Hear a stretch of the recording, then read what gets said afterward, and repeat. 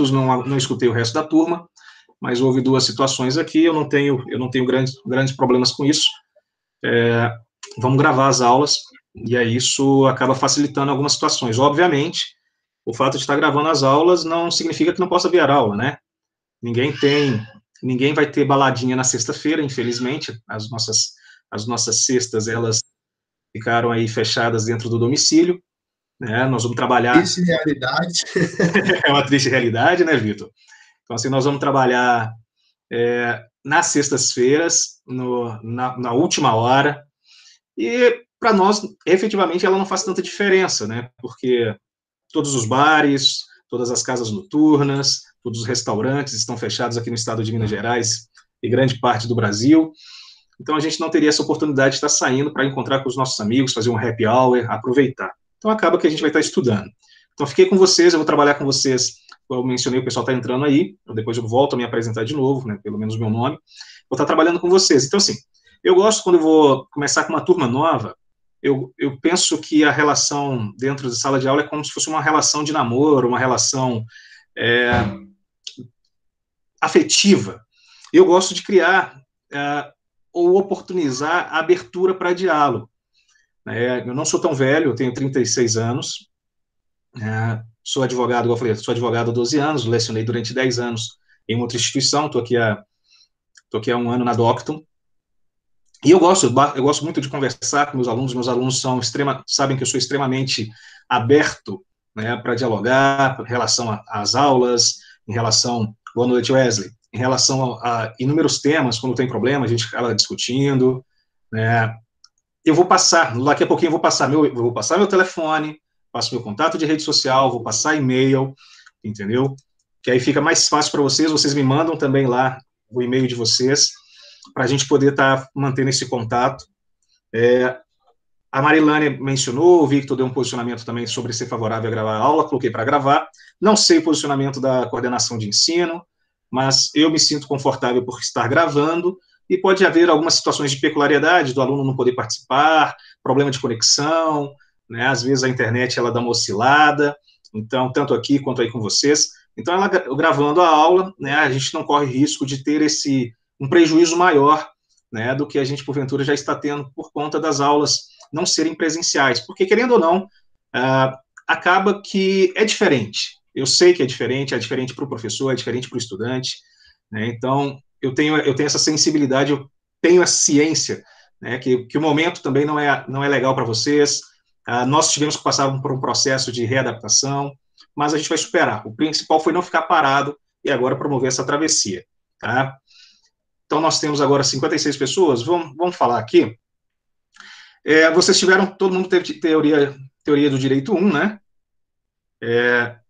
E dentro da teoria do direito 1, vocês começaram a fazer interpretação, estudar a questão do direito. Então, eu vou voltar à minha disciplina, a teoria do direito 2, ela não é tão grande, tá? A minha disciplina com vocês esse semestre, ela não é tão grande em questão de ementa, mas ela é extremamente importante porque ela nos proporciona uma compreensão do direito, ou da interpretação do direito, que os tribunais, né, vão se ater. Né? Então, assim, a gente estuda essa parte teleológica para tentar compreender, né, o que pode ser entendido, o que pode ser interpretado em relação à norma, em relação ao direito positivo, né, ao direito do common law, ao direito do civil law, etc. Assim, dentro do tópico nosso, eu vou, só passando aqui a nossa ementa, nós vamos trabalhar direito natural, direito positivo jurídico, depois nós vamos trabalhar direito e interpretação de Hans Kelsen. Creio eu que vocês já devam ter ouvido falar do Hans Kelsen, não sei se vocês estudaram, né? Então, nós vamos estudar a questão do Hans Kelsen, a abordagem, né, a questão da ementa, a abordagem que ele dá dentro da interpretação, a interpretação intencional, não intencional, aqueles mecanismos dele. Nós vamos tratar de Herbert Hart, né, que é um positivista mais contemporâneo, e, por fim, nós vamos falar sobre o Dr. Ronald Dworkin, que é um professor norte-americano, norte-americano, que é pós-positivista, tá? Boa noite, Maurício. E então, essa é a linha nossa. Então, assim, esse semestre é um semestre bem... livro? Bom, posso passar indicação de livros para vocês daqui a pouco. Indicar livro é complicado, porque o tema, é interessante você saber o tema e buscar o autor que melhor se adapta à sua linguagem. Né? Por exemplo, no direito civil, né, eu leciono civil também, no direito civil você tem lá uma série de doutrinadores, né? Você tem lá o Venosa, você tem o Pablo Stosso, você tem o Carlos Alberto Gonçalves, você tem Maria Helena Diniz, você tem o Silvio Rodrigues, tem uma série de autores. Né? Tem o César Fiuza, agora tem o Tartucci também, muito bom. E aí você tem que se adaptar à leitura, né? Você tem que se adaptar da escrita, né? A forma como o autor ele se posiciona, como que ele se apresenta, se ele está sendo claro na sua fala, se ele está se fazendo compreender naquilo que ele está intentando, que ele está almejando. Então, assim, tem uma série de livros, daqui a pouquinho eu vou passar para vocês, os livros nossos, né, que a gente pode estar buscando aqui, mas isso não é um rol taxativo, tá? É um rol meramente exemplificativo. Vocês são livres para buscar informação aonde vocês desejarem, tá? Não somente no material que eu vou passar para vocês, não só nos livros que a gente vai indicar, mas vocês buscarem aí a informação em todos os meios possíveis, na rede, na internet, nas obras literárias, etc. e tal, tá bom? Tendo falado isso sobre os livros, aí vem aquele ponto do relacionamento. Eu falei a questão da liberdade de falar. Por favor, quando a gente começa um relacionamento, você tem que ser muito franco um com o outro. Né? E a franqueza, ela se dá através do diálogo. Então, se eu, na minha aula, na minha exposição, não estiver atendendo o seu anseio, por favor, me fale. Se eu não estiver me fazendo ser compreendido, por favor, me fale. Se eu estiver falando muito rápido, por favor, me fale. Eu preciso que vocês se posicionem. Eu preciso que vocês expressem as suas vontades, os seus sentimentos, as suas interpretações e as suas percepções da nossa aula. Né? Eu não estou aqui para poder fingir que estou tentando dar aula e tenho certeza absoluta que vocês também não estão aí fingindo que estão dentro de uma sala de aula. Tá? A minha intenção é tentar contribuir o máximo que eu puder na formação profissional e pessoal de vocês. Né? E para isso também eu preciso ter esse retorno de vocês. E sintam-se libertos, sintam-se livres para poder falar, inclusive para criticar. Tá? Creio eu que a crítica ela é maravilhosa porque ela nos leva a crescer. Então, eu não sou rancoroso, eu não tenho esse problema. Se não tiver legal, vira para mim e fala assim, olha, Cristiano, não tá legal, você falou muito rápido, eu não entendi.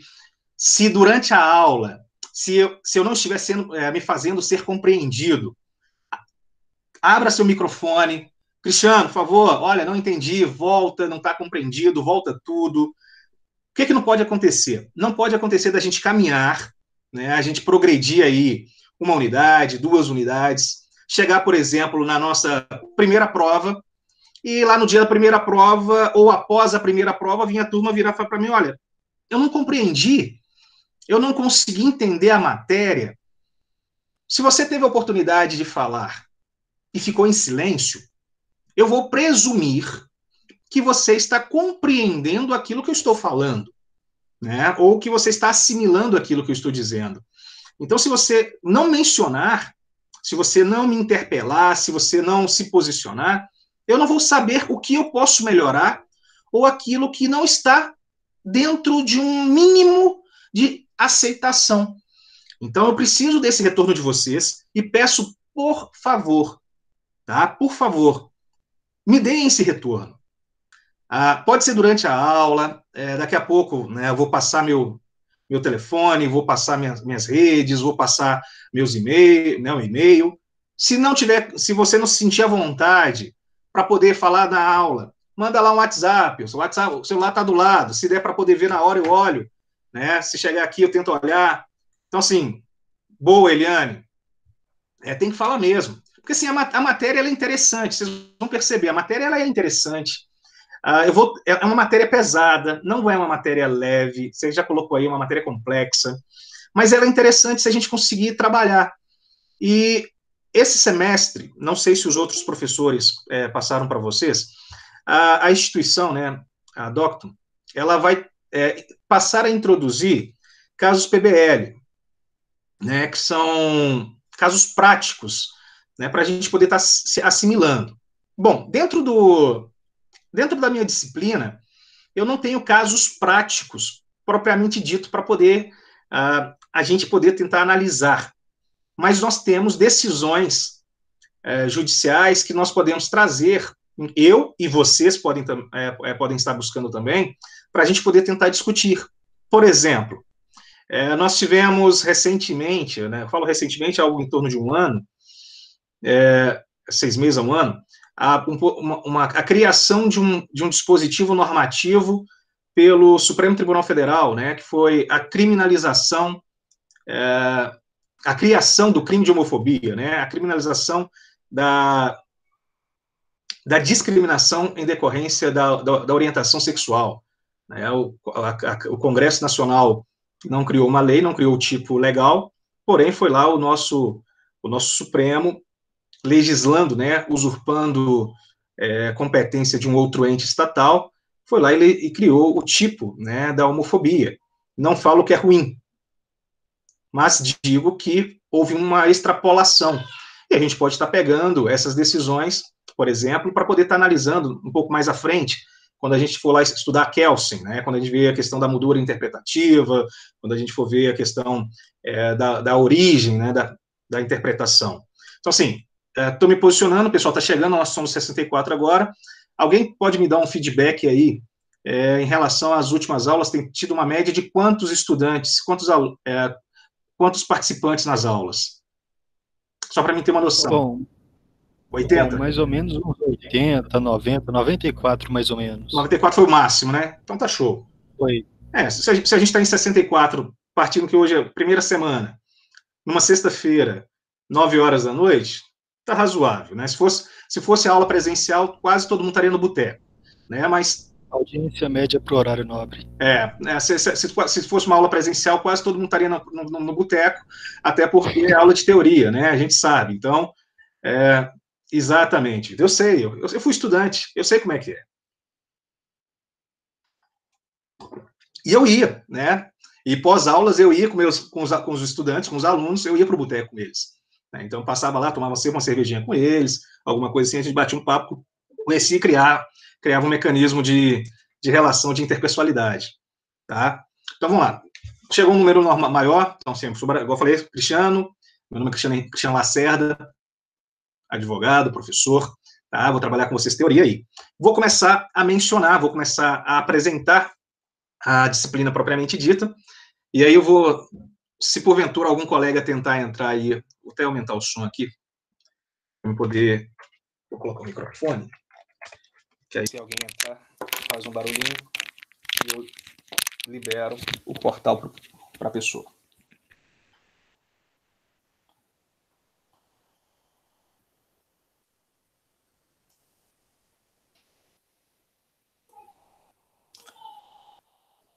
Pessoal, então está sendo projetado aí para vocês um slide, né, a tela inaugural. Então nós vamos trabalhar a teoria do direito 2. Esse slide aí eu vou mandar para vocês agora via chat o link que vocês podem estar pegando, tá bom? Tá aí então o material. Vocês podem estar acessando ele aí, vou esperar uns segundinhos. Vocês vão perceber que nesse primeiro material, pelo menos, ele não tem tanta informação. Ele tem os tópicos que eu vou estar discutindo, né? E aí eu vou estar falando sobre esses tópicos e vocês vão estar tomando suas notas, né? Aula, para quem chegou depois, A aula está sendo gravada. Eu posso subir essa aula depois e colocar um link no YouTube, qualquer coisa. E quem tiver interesse de pegar, assistir, rever, para ver o que eu falei, quem faz as anotações, para tomar nota aí, para mim é tranquilo, tá? Super de boa. Pessoal, então, iniciando aí, tá aí meu nome, Cristiano Henrique Pires Lacerda, o e-mail, eu coloquei o e-mail institucional, tá? O e-mail institucional, prof.cristiano.lacerda@docton.edu.br. E aí as minhas redes sociais, isso é tanto para Facebook quanto para Instagram. Por que eu tô falando isso? Porque vocês são extremamente conectados, tá? Meu número celular aí, WhatsApp, precisando, estou à disposição, tá? Seja para falar sobre matéria, seja para falar sobre qualquer outro tema, tudo bem? Pessoal, então nós temos o primeiro ponto aí que a gente vai começar a discutir. Nós temos o mundo da natureza e o mundo da cultura, né? São dois preceitos, duas realidades, né, distintas, pelas quais nós temos que perceber, que nós temos que considerar. Então nós temos o mundo da natureza, que é tudo aquilo que nos foi dado, tá? Independente da atividade humana, e nós temos o mundo da cultura, que é tudo aquilo que vem sendo construído pelo homem ao longo da história, ao longo da sua vida. Quando nós pensamos no mundo da natureza, nós temos uma realidade natural, ou seja, nós temos leis físico-matemáticas que são regidas pelo princípio da causalidade. O que seria isso aqui? Seria aquela situação de elementos da natureza que nada ocorre por acaso. Então, nós temos uma situação indicativa. A Terra é um planeta. Então, nós temos o planeta Terra. Isso é uma situação indicativa. É uma lei cega a alguns valores, né, mas elas são regidas, então, dentro dessa causalidade. Então, cada fenômeno, né, dentro desse mundo da natureza, ela vai ter a sua explicação em uma causa determinante. Né? Vai existir um nexo causal, um nexo de relação entre a causa e o efeito de um fenômeno. Por exemplo, a gravidade, ela vai me explicar se a caneta cair, será atraída ao chão. Então, se eu pego um lápis, se eu pego uma caneta, se eu pego qualquer elemento, suspendo e solto, ele vai ser levado para baixo. Então, eu sei que isso é a gravidade. Eu sei que é gravidade porque alguém criou esse tipo, essa nomenclatura sendo gravidade. Porque poderia ter virado falar que seria relatividade. Né? Só que lá atrás, quem desvendou, né, se eu não me engano foi Isaac Newton, posso estar equivocado, posso ter falado até besteira, quando viu lá, caiu a maçãzinha na cabeça dele, e aí ele veio o preceito da gravidade. Então nós temos essa condição dentro do mundo da natureza. E aí eu tenho o mundo da cultura. O mundo da cultura, como já mencionado, ele vai tratar daquilo que é construído pelo homem, ou seja, ele parte do preceito de uma realidade humano, cultural e histórica, tá? E é interessante que é dentro desse mundo da cultura que a gente vai situar a nossa disciplina, é dentro do mundo da cultura que a gente vai situar o nosso curso, né? Que é o direito. Né? O direito, ele se situa dentro do mundo da cultura. Por quê? Porque o direito, ele foi criado pelo homem, né? O direito foi criado pelo homem. O homem produz as leis culturais, né, que são as normas imperativas, o dever ser.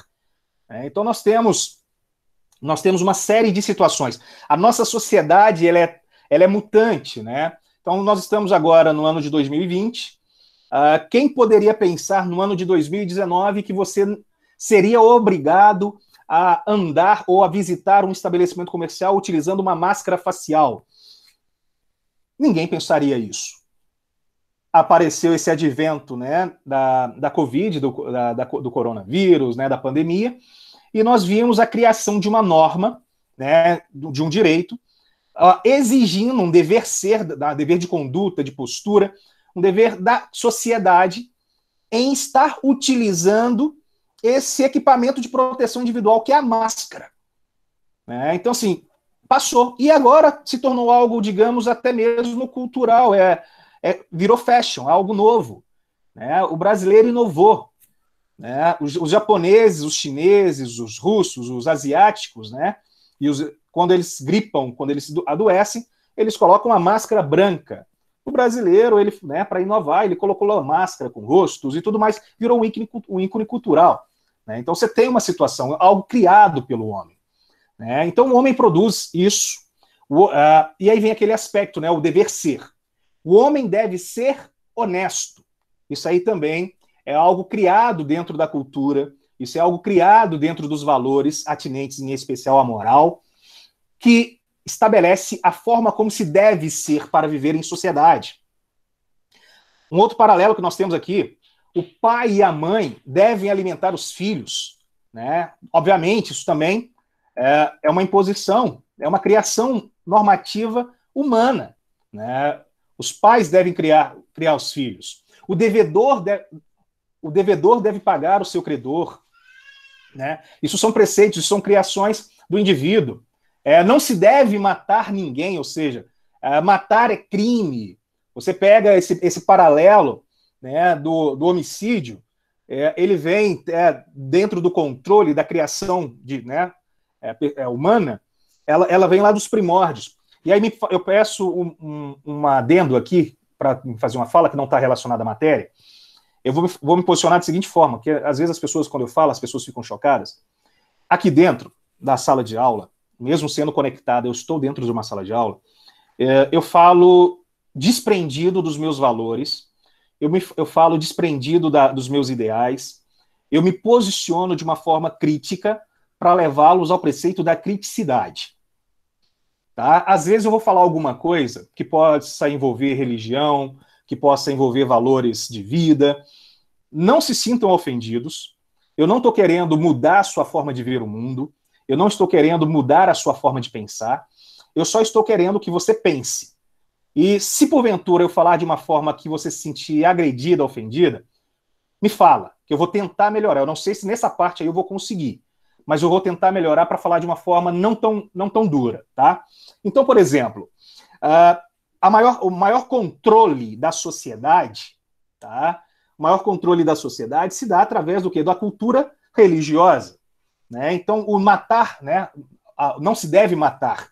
Esse não deve se matar, principalmente para a nossa sociedade judaico-cristã, ela vem de onde? Ela vem lá da Bíblia, ela vem lá do Antigo Testamento, para quem conhece os textos bíblicos, vem lá do processo do Êxodo, quando teve a lei dos 10 mandamentos, a tábua dos 10 mandamentos, não matarás, exatamente, Júlio. Então, assim, nós temos esse posicionamento aí dentro do preceito normativo, que é criado, que é condicionado pelo próprio homem.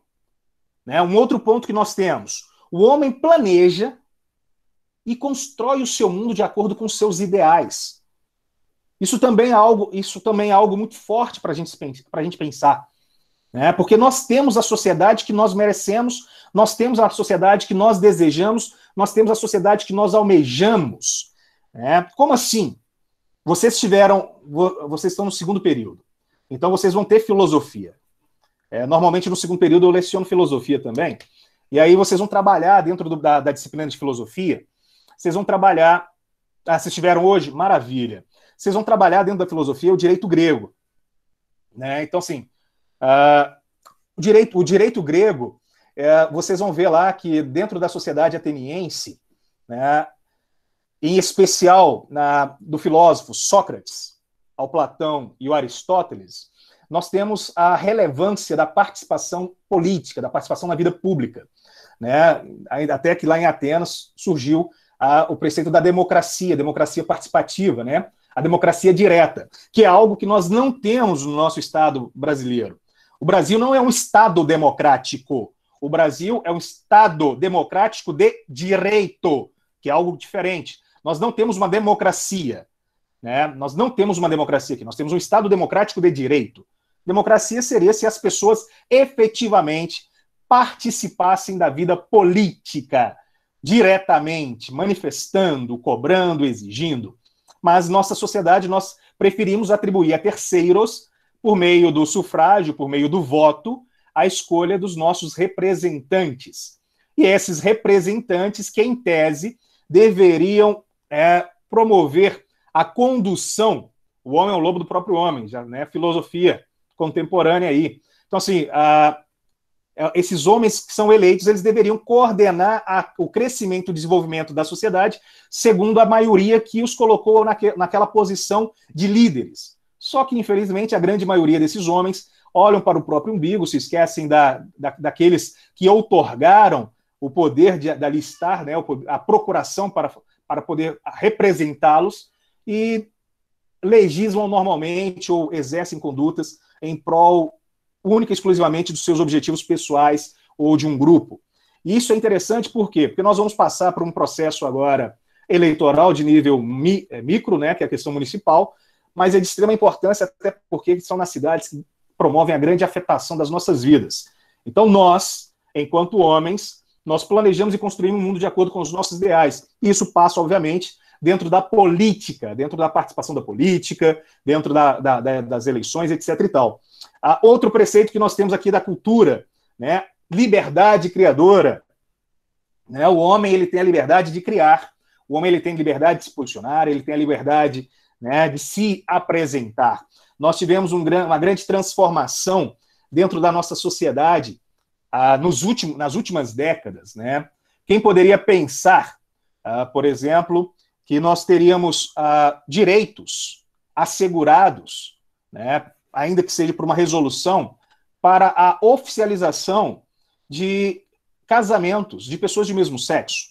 Se você conversasse com alguém na década de 80, se você conversasse com alguém na década de 70, se você conversasse com alguém no início dos anos 2000 e falasse que o casamento de pessoas de mesmo sexo seria oficializado pelo Estado, as pessoas elas não acreditariam.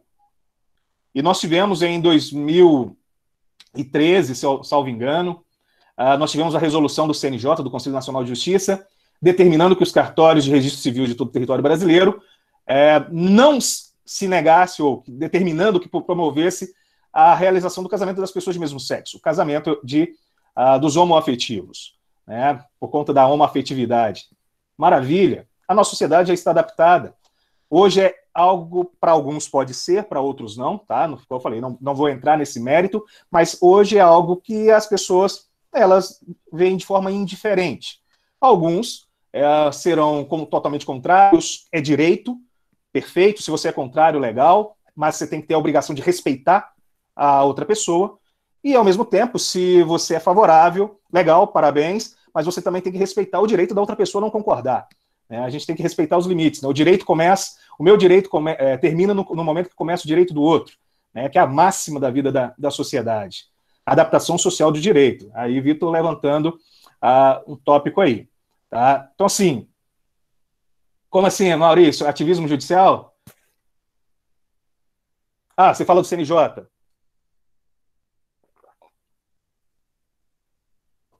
Não, beleza. Então, assim, você tem uma série de situações.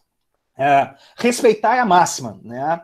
Nós vivemos em sociedade, e vivendo em sociedade, o que nós devemos ter em mente é o quê? Que nós devemos respeitar o nosso semelhante, nós devemos respeitar o outro ser, independente da opção dele. Né? Se a pessoa... Eu brinco, né, com os meninos quando a gente está dentro de sala de aula, vai gravar, não tem problema. Eu brinco com os meninos dentro de sala de aula e falo assim, olha, é seu. Vocês vão ter no segundo semestre seguinte direito de obrigações, no Direito Civil 3, eu leciono também. Já lecionei, na verdade. No Direito Civil de Obrigações, vocês têm obrigações, são 3 lá. Obrigação de dar, fazer e não fazer. Sintetizando o direito das obrigações. E aí, quando a gente está falando, fala assim, ó, se é seu, você dá para quem você quer, do jeito que você quer, da forma como você quer, quando você quer. Desde que não lese direito de terceiro, desde que não prejudique outra pessoa, a não ser você mesmo. Então, dentro dessa ótica, que nós temos a liberdade, né, que nós vivemos no Estado democrático de direito, em que eu tenho a liberdade para fazer tudo aquilo que a lei não me proíbe, ou seja, eu sou livre para fazer aquilo que a lei não me proíbe fazer. Então eu posso fazer tudo, desde que eu não ultrapasse os limites da legalidade. Então, não ultrapassando esse limite da legalidade, eu tenho que respeitar as condutas das pessoas. Eu posso gostar de pessoa A, posso gostar de pessoa B, mas eu não posso ofendê-la. Então, isso aí são situações que nós vamos criar, nós temos liberdade de criar. E um outro ponto dentro desse mundo da cultura, nós humanizamos a natureza. Nós criamos a sensibilização em decorrência do preceito da natureza. A natureza ela foi relativizada para nós. O nosso foco, a minha área, meu mestrado foi em meio ambiente, o nosso foco inicial, a nossa sociedade, nós vivíamos em prol, ou melhor dizendo, nós vivíamos em decorrência da natureza. O homem era um ser nômade, e ele vivia mudando de uma região para outra em busca de proteção, em busca de alimentos, de acordo com a sazonalidade, questões de clima, A mudança, se era período de frio, ele migrava para uma outra área que era mais calor para poder sobreviver. Se era um período de seca, ele ia para uma outra região onde ele tivesse acesso a alimento, onde estivessem os animais também que são nômades, Se você pegar aí a região da savana africana, se você abrir o NetGeo, Discovery, qualquer outro canal que fale sobre animais aí, você vai ver estudos que os animais são nômades, eles são sazonais, eles migram de uma região para outra, dependendo da época. Você vê aí com os pássaros, etc. e tal. Então, nós éramos dessa forma. Até o momento que nós fizemos o quê? Que nós nos adaptamos, que nós desenvolvemos algumas técnicas e passamos a estar sedimentado em uma área geográfica. E no momento que nós nos sedimentamos e passamos a viver dentro de uma área geográfica, nós mudamos a nossa visão em relação à natureza. A natureza ela deixou de ser um item determinante para a nossa vida, a revolução agrícola, a revolução pecuária. Nós passamos a perceber na natureza um elemento como fonte de riqueza.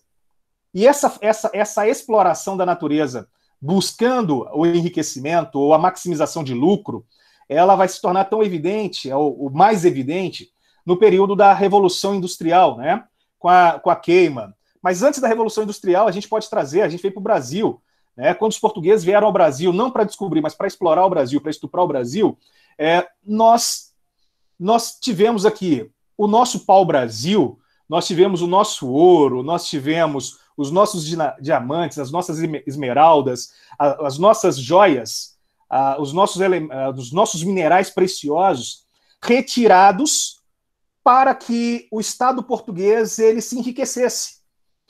E essa percepção ela só vai ser modificada em 1972 com a conferência das Nações Unidas sobre clima, de Estocolmo, e aí com o relatório Brundtland, que vai falar sobre o preceito da sustentabilidade. E isso é um preceito também cultural. Nós humanizamos a natureza, o preceito da sustentabilidade, ele passa a ser um dos valores da sociedade criados pelo próprio homem. O homem limitando. E aí é interessante a gente discutir, obviamente não é o objeto da aula, da minha matéria, mas eu estou falando aí para a gente tentar construir uma informação. É interessante discutir por quê? Porque os países que já se desenvolveram, eles querem que os países que estão em desenvolvimento não utilizem, não explorem os seus recursos naturais. Porém, eles já exploraram os recursos naturais deles, que os fizeram levar ao estágio de desenvolvimento econômico que eles se encontram. Então, sim, é uma faca de dois gumes. Nós, por exemplo, que estamos em desenvolvimento, nós não somos ainda um estado desenvolvido, nós estamos em fase de desenvolvimento. Para nós, infelizmente, ainda nos é necessário a utilização de recursos naturais, de forma sustentável, obviamente, mas a gente precisa utilizar dos recursos naturais. Infelizmente, não tem como a gente deixar de pensar dessa forma. Isso é interessante porque isso está dentro do mundo cultural. E aí, quando eu mencionei tudo isso, eu citei em relação à questão da vida do homem em sociedade, quando o homem, e aí o colega jogou a questão da revolução agrícola, do desenvolvimento das técnicas agrícolas, das técnicas da pecuária, nós passamos a viver efetivamente em uma sociedade sedimentada. Mas antes mesmo dessa sociedade sedimentada, nós tínhamos os grupos, os clãs, os grupos étnicos, como nós conhecemos hoje, mas que não era nesse mesmo paralelo. Mas você tinha pessoas ali que se uniam para poder sobreviver, para poder caçar, para poder se proteger dos animais selvagens, etc. e tal. E a vida nesse grupo, ele era regido de uma determinada forma. né? Não era o direito como nós conhecemos, mas ele tinha regras, né? Que é a questão normativa, cultural. Normalmente, o homem mais forte passaria a ser o líder, a pessoa mais velha passaria a ser o ancião, o orientador, né? Isso vai ultrapassar, vai chegar para a nossa sociedade contemporânea. E aí vem pontos, né, que eu destaco aqui, né? O que é o direito? Não, e quando a gente fala do direito, nós temos uma série de possibilidades de interpretação do que é o direito. Né? Eu posso pensar direito, o lado direito, a mão direita. Né? Eu posso pensar que direito é o certo, que o direito é aquela pessoa que age de uma determinada conduta. E aí, dentro do primeiro conceito, eu peguei para nós dentro de um dicionário, né? O pai dos burros. A direita política, né? No caso do Brasil, a gente não sabe nem o que é direita nem o que é esquerda. As pessoas não conhecem, né? Infelizmente, a grande maioria, 90% da população, não sabe nem o que é direita nem o que é esquerda. Todo mundo é esquerda, acha que é direita, todo mundo é direita e acha que é esquerda. Depois a gente vai discutir isso aí. Eu gosto de falar umas coisas polêmicas, é bom. Eu gosto. Mas deixa eu dar uma caminhada aí. Então, assim, dentro da primeira definição aí, eu peguei do dicionário Aurélio. Direito. Né? A definição do Aurélio está lá. Conjunto de normas, leis, estabelecidas por um poder soberano, que disciplinam a vida social de um povo. E aí teve um colega que citou que o homem é o lobo do próprio homem, e aí eu vou citar também, né, um nome, Leviatã, né, o demônio, né, o Estado. Nós temos a necessidade de ter um demônio controlando as nossas vidas, e esse demônio é o Estado, né, o Estado Nacional.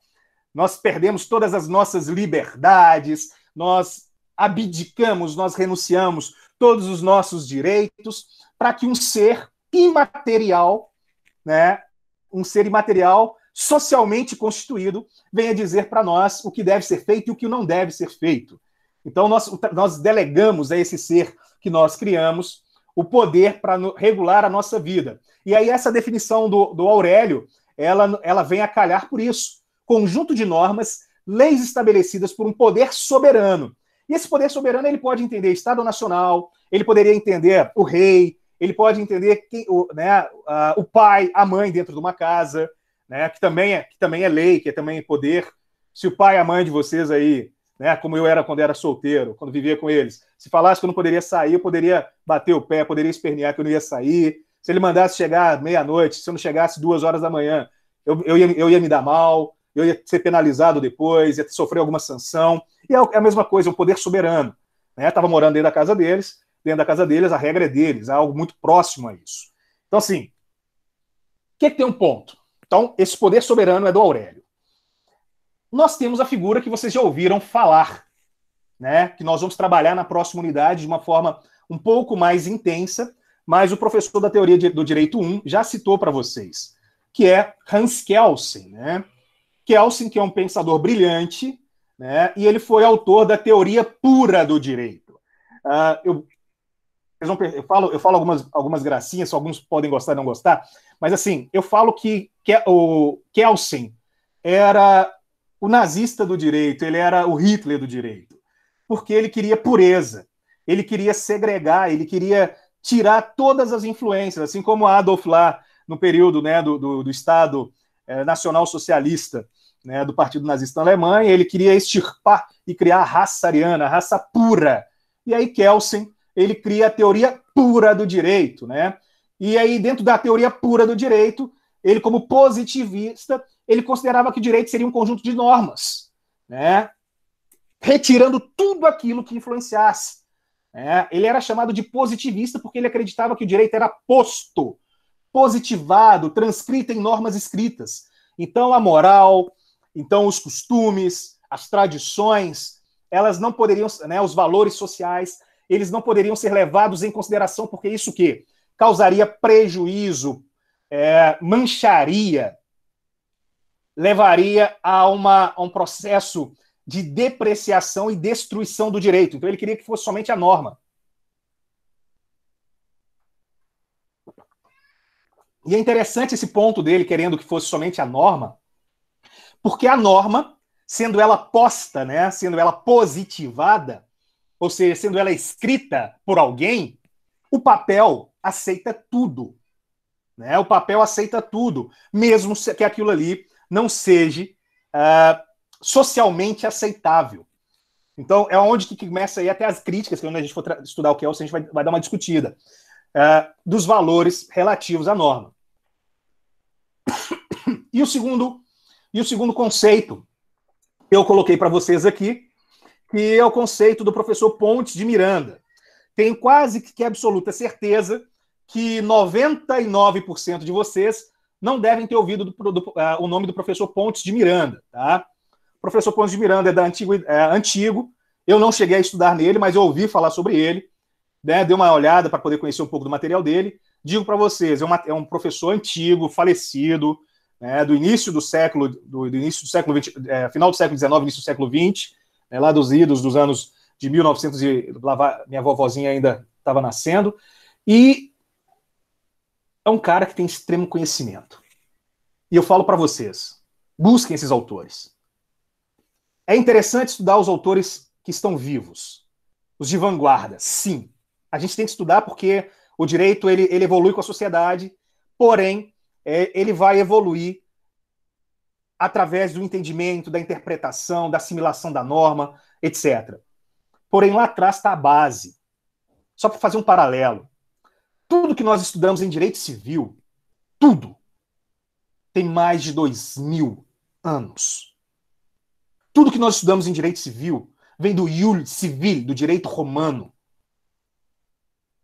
Nós só melhoramos, só nós adaptamos, né, a partir do processo do renascimento cultural, quando nós voltamos a estudar, quando nós voltamos a nos iluminar, nós passamos a reestudar aquilo que os romanos já faziam há 2000 anos atrás, mais de 2000 anos atrás. E nós aplicamos isso no nosso direito, inclusive o direito brasileiro até os dias de hoje. Todo o direito civil, né, se você pegar, a base é toda a mesma. Tem uma adaptaçãozinha ou outra para o contexto contemporâneo nosso. Então, assim, é interessante buscar os autores antigos. Os autores antigos, eles nos trazem grande informação. Dos autores antigos que ainda estão vivos, que eu, particularmente, sou muito da área do direito civil, que eu sou muito fã, que é o professor de Silvio Salvo Venosa, professor Venosa. O material dele é fantástico. Né? Direito civil, por exemplo, são 7 obras gigantescas, enquanto alguns outros autores mais novos se resume a um único volume, né, extremamente sintético. Então, assim, é interessante a gente dar uma lida. E aí, dentro desse conceito aqui do professor Pontes de Miranda, nós temos o seguinte: o direito é processo de adaptação social, que consiste em se estabelecerem regras de conduta, cuja incidência é independente da adesão daqueles a que a incidência da regra possa interessar. Isso é extremamente interessante. E é extremamente contemporâneo. Embora escrito por um homem que já se foi e que há algumas décadas, né, já tem escrito. O direito é para estabelecer regra, independente se aquela regra é desejada ou não pela pessoa que será obrigada a seguir a regra.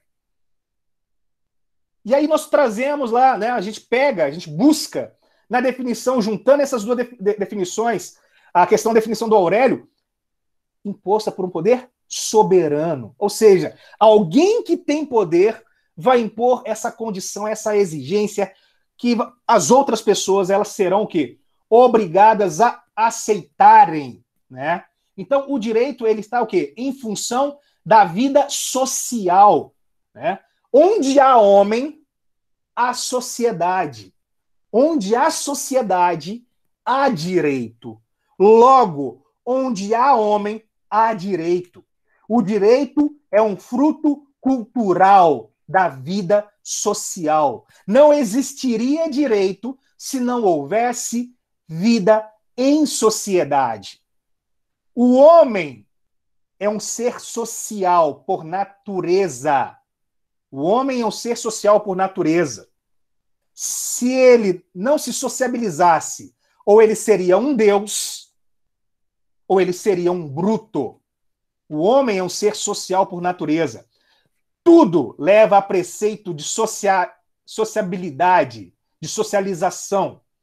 O nosso primeiro núcleo social é o nosso núcleo familiar. E depois que nós crescemos, nós passamos a ampliar o nosso núcleo social. Faculdade, trabalho, amigos, família constituída, né, e assim vai. Então nós temos esse preceito aí de evolução. O ponto que nós temos, os cenários de lutas, as alegrias, o sofrimento do homem ao longo da história, ela vai nos mostrar que o direito ele é necessário. Por quê? Porque onde há aglomeração de pessoa, vai ter relacionamento humano. Automaticamente. Vai gerar amizade, vai gerar amor, colaboração. Porém, do outro lado, vai trazer o quê? Discórdia, intolerância, inimizade, né? E, obviamente, é natural que haja o aparecimento o quê? De conflitos sociais, que vão demandar o quê? Vão demandar soluções que o direito ele vai cuidar. Então, nós criamos essas condições. Há poucos meses, nós tivemos o enfrentamento, né? Nós tivemos o enfrentamento nos Estados Unidos da comunidade preta, tá? Aí alguém disse, mas você falou preto? Falei assim, eu estou aprendendo que não pode falar negro, tem que falar preto. Então, falando, tá? Por isso. Que esse negro é coisa pejorativa. Um rapaz me explicou que negro é coisa pejorativa. Então vamos lá, tem que aceitar. Vamos falar do jeito que estamos tentando explicar. Se eu estiver falando errado, alguém me corrige aí. É a informação que eu tive, né, tentando me adequar, vamos colocar, é o politicamente correto, tá bom? Então, sim, nós tivemos lá nos Estados Unidos o insurgimento de insurreições da população contra o Estado, em decorrência do homicídio, né, do Floyd, lá do rapaz que foi vitimado por um policial. E aí nós criamos uma corrente mundial, né, houve uma corrente mundial do Black Lives Matter, né, das vidas negras, vidas pretas, Black Lives, né, essa é vida preta, né, Black é preto, vidas pretas importam. Então, assim, nós temos uma criação. E aí o colega colocou que eu particularmente penso que todas as vidas importam, tá? Independente da cor, basta respeitar. Mas assim, o colega colocou, nós criamos o problema e nós criamos uma solução.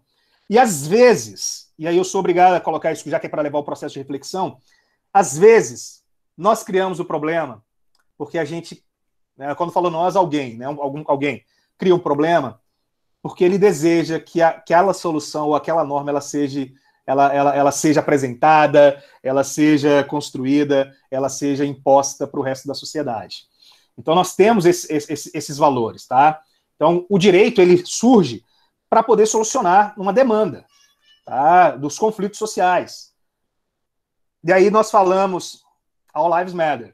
Então assim, nós falamos, né, sobre o processo de legislação de usurpação de competências pelo Supremo Tribunal Federal, se tem relação ao crime da homofobia, se tem relação à resolução do CNJ para a determinação da oficialização dos casamentos de pessoas de mesmo sexo. Mas olha só, vem aquele ponto, né? Acalentar o judiciário. Era uma demanda que a sociedade estava clamando. Era uma demanda que a sociedade estava clamando. Não era toda a sociedade, óbvio. Nem todo mundo concorda, já nós falamos isso aí. Porém, vivendo em sociedade e tendo o nosso artigo 5º como premissa basilar e pétrea, não pode haver nenhum tipo de discriminação. Não pode haver nenhum tipo de tratamento diferenciado. Então, eu não posso também permitir que haja, e vocês já estudaram o preceito da equidade no direito, e dentro do preceito da equidade eu vou tratar os diferentes com a diferença que lhe é cabível, né, os iguais com a igualdade que lhes são oportunizadas. Então, foi criar esse tipo. Bom, isso também não significa que tudo vai virar homofobia, óbvio. Mas foi criado um tipo para preservar, assim como foi criada a Maria da Penha, assim como foi criado o Estatuto do Idoso, o Estatuto da Criança e do Adolescente, o Estatuto o Código de Defesa do Consumidor, entre uma série de outras legislações, né, que são direcionadas a um determinado grupo ou determinada categoria de pessoas, tá? Então, avançando aqui, então nós mencionamos que existe uma mútua dependência entre o direito e a sociedade. Por quê? Porque nós temos fato social e direito. Nós temos um fato social e direito. É necessário ocorrer um fato, um evento social, tá? Um fato social. Vocês estão tendo direito civil 1, creio eu. No direito civil 1, uma das coisas que vocês estudam é a diferença entre fato, ato, fato natural, fato jurídico, ato natural, ato jurídico. Vocês vão estudar isso no direito civil 1 e vai utilizar isso para o resto da vida de vocês. E nós temos aqui a questão do fato social. É um evento, um fato é um acontecimento. Tá? Então, o fato social, acontece alguma coisa, vem o direito. Vocês já ouviram falar em revenge? Crime de revenge no direito brasileiro? Ou crime de revanche no direito brasileiro? Sim. Show de bola, Angélica. E o que é?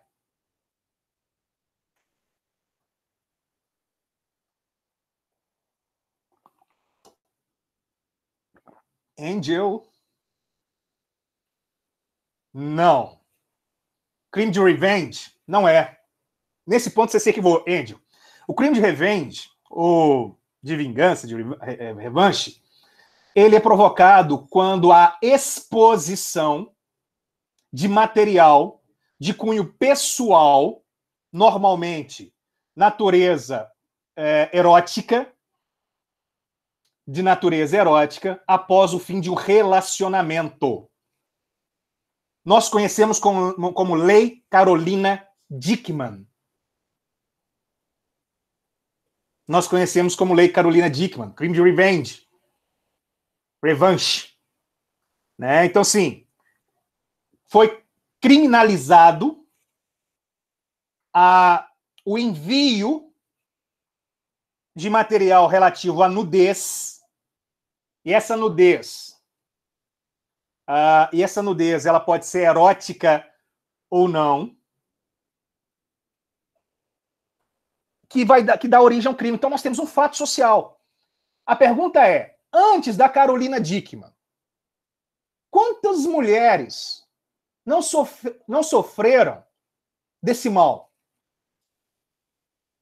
Quantas mulheres não foram expostas?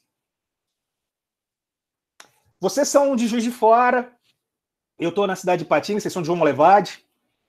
Aqui na minha cidade, eu me recordo, eu estou com 36 anos, então na época eu te dei quase 20 anos, né? Vamos colocar aqui, início 98, 99. Mais que 20 anos, né? 22 anos. 21, 22 anos. Num evento, foi logo depois que abriu a questão da privatização da telefonia. 22 anos, valeu, Vitor. Foi feita a privatização da telefonia, ou seja, houve a multiplicação aí e a popularização do acesso ao telefone. Passado algum tempo, no início dos anos 2000, ali 2001, 2002 mais ou menos, nós tivemos a chegada de telefones com videocâmeras vindas principalmente do exterior. Tá? No início dos anos, aqui no Brasil, mas no início dos anos 2000 ali já tinha. Aqui na minha cidade, por exemplo, teve uma garota, num show, num estádio, tinha bebido um bocado, ela manteve relação sexual com o rapaz. Os colegas foram lá, filmaram. Na época utilizava-se, era Orkut, Messenger, né? Viralizou. A menina teve que sair da cidade, a família saiu daqui. Então, peraí, a Lei Carolina Dickmann é algo de algo em torno de 5 anos, se não estou enganado. Tem pessoas que foram vitimadas pelo uso do sistema de informação, das tecnologias de informação, há 20 anos atrás. Mas levou o nome dela por quê? Por causa do fato social. Esse fato social é em decorrência o quê? Da pessoa pública, que é a atriz Carolina Dickmann, a atriz da Globo. Da mesma forma que nós tivemos lá no início dos anos de 1990, acho que 92, 91, 92, 93, a criação dos crimes hediondos, né, dentro da seara penal, em decorrência de um fato social, que foi o quê? Que foi o homicídio, de forma cruel, diga-se de passagem, da atriz Daniela Pérez, que é filha, né, não deixa de ser filha, embora, né, por ter falecido, que é filha da escritora de novelas lá da Globo, Glória Pérez. E houve uma campanha nacional promovida por ela, pela Rede Globo e tudo mais, para que houvesse a maximização, né, aumentasse o rigor das penas para crimes. E aí foi criado a questão dos crimes, o quê? Dos crimes hediondos. Porém, o homicida, né, o Guilherme de Pádua, ele não pode ser atingido por quê? Porque a lei penal não retroage para malefício da parte, né? Só retroage para benefício do réu. Então não houve essa adesão. Porém, após esse evento, todos os crimes praticados com crueldade, com dificuldade, com emprego de veneno, mecanismo que dificulte a defesa da vítima, etc. e tal, com os rolos da qualificadora do artigo 121, passaram a ser considerados o quê? Crimes, homicídios qualificados, levando a questão da indiandez, né? Vamos lá. Então, nós temos esse ponto aqui. Então, nós temos o fato social e o direito. Então, o direito e a sociedade são entidades o quê? Congênitas, que se pressupõem. Elas são o quê? Elas são interlaçadas, elas são ligadas uma na outra. O direito não tem existência em si próprio. O direito existe na sociedade. Ele existe pela sociedade. Ele existe para a sociedade. Ok?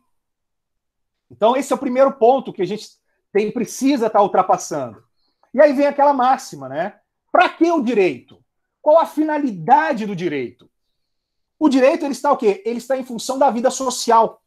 Então, a sua finalidade é o quê? É favorecer o amplo relacionamento entre as pessoas e os grupos sociais, que é uma das bases do progresso da sociedade. E aí alguém perguntou, né? Falou assim, você indica algum livro? Dentro dessa área, o professor Paulo Nader.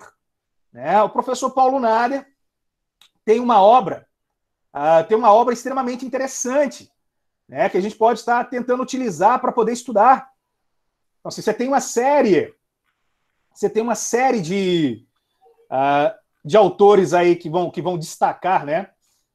Que vão destacar. Então, Paulo Nader, você tem aí o Tércio Sampaio, você tem uma série de autores que podem nos auxiliar. Tércio Sampaio Júnior e assim vai. Maria Helena Diniz e tudo mais. Tá? Vou colocar do Paulo Nader, já que eu citei o Paulo Nader aí, vou falar o livro com o qual eu tive acesso, estou mandando para vocês no chat. Então, essa aí é a questão do Paulo Nader, tá? Ô, Angélica, como eu abri agora o chat, por isso que eu falei que vocês têm que abrir o áudio e me perguntar. Você colocou assim, o crime que justifica o crime. Tipo assim, eu não entendi, né? Mas, creio eu, como a gente estava falando, aí em seguida foi a questão da Carolina Dickmann, eu creio eu que a sua dúvida possa ter sido em relação da tipificação ou da origem de um tipo legal em decorrência de um evento. Por exemplo, no direito brasileiro, nós vivemos, como nós somos uma sociedade pautada no civil law, ou do direito romano, e somos extremamente positivados. Tudo que vai acontecer no Estado brasileiro ele tem que ser criado por lei. Se não for criado por lei, não é crime. Né? Porque se o Estado não proíbe, se o Estado não impede, não é crime. O máximo que vai acontecer é a utilização dos métodos de interpretação analógicos para se chegar. Por exemplo, para crimes na rede mundial de computadores, né, na internet. Até o advento da lei de crimes cibernéticos, nós utilizávamos o quê? Nós utilizávamos de forma analógica, né, a questão do crime de roubo, do crime de furto. Né? No caso, normalmente era roubo, que era utilizando o mecanismo, né, para poder ultrapassar a resistência. Então, a pessoa que conseguia desviar dinheiro, ele estava roubando. Hoje nós temos o tipo voltado para a questão da internet. Né? Nós temos agora a Lei Geral de Proteção de Dados, né? A LGBT. Então, assim... Eu ia te perguntar isso agora, se essa LGPD seria para relacionar crimes virtuais. Não só para relacionar a questão dos crimes virtuais, ô Vitor. A Lei Geral de Proteção de Dados, na verdade, é para tentar, em tese, tá? Estou falando assim a ideia, porque no direito você tem a ideia, depois você tem a prática, que é algo completamente diferente. A ideia é que o cidadão ele venha a ser protegido, que a empresa, né, a pessoa física ou a pessoa jurídica, ela venha a ser protegida contra utilização indevida de dados ou acesso inadvertido de dados, de bancos de dados que você possua.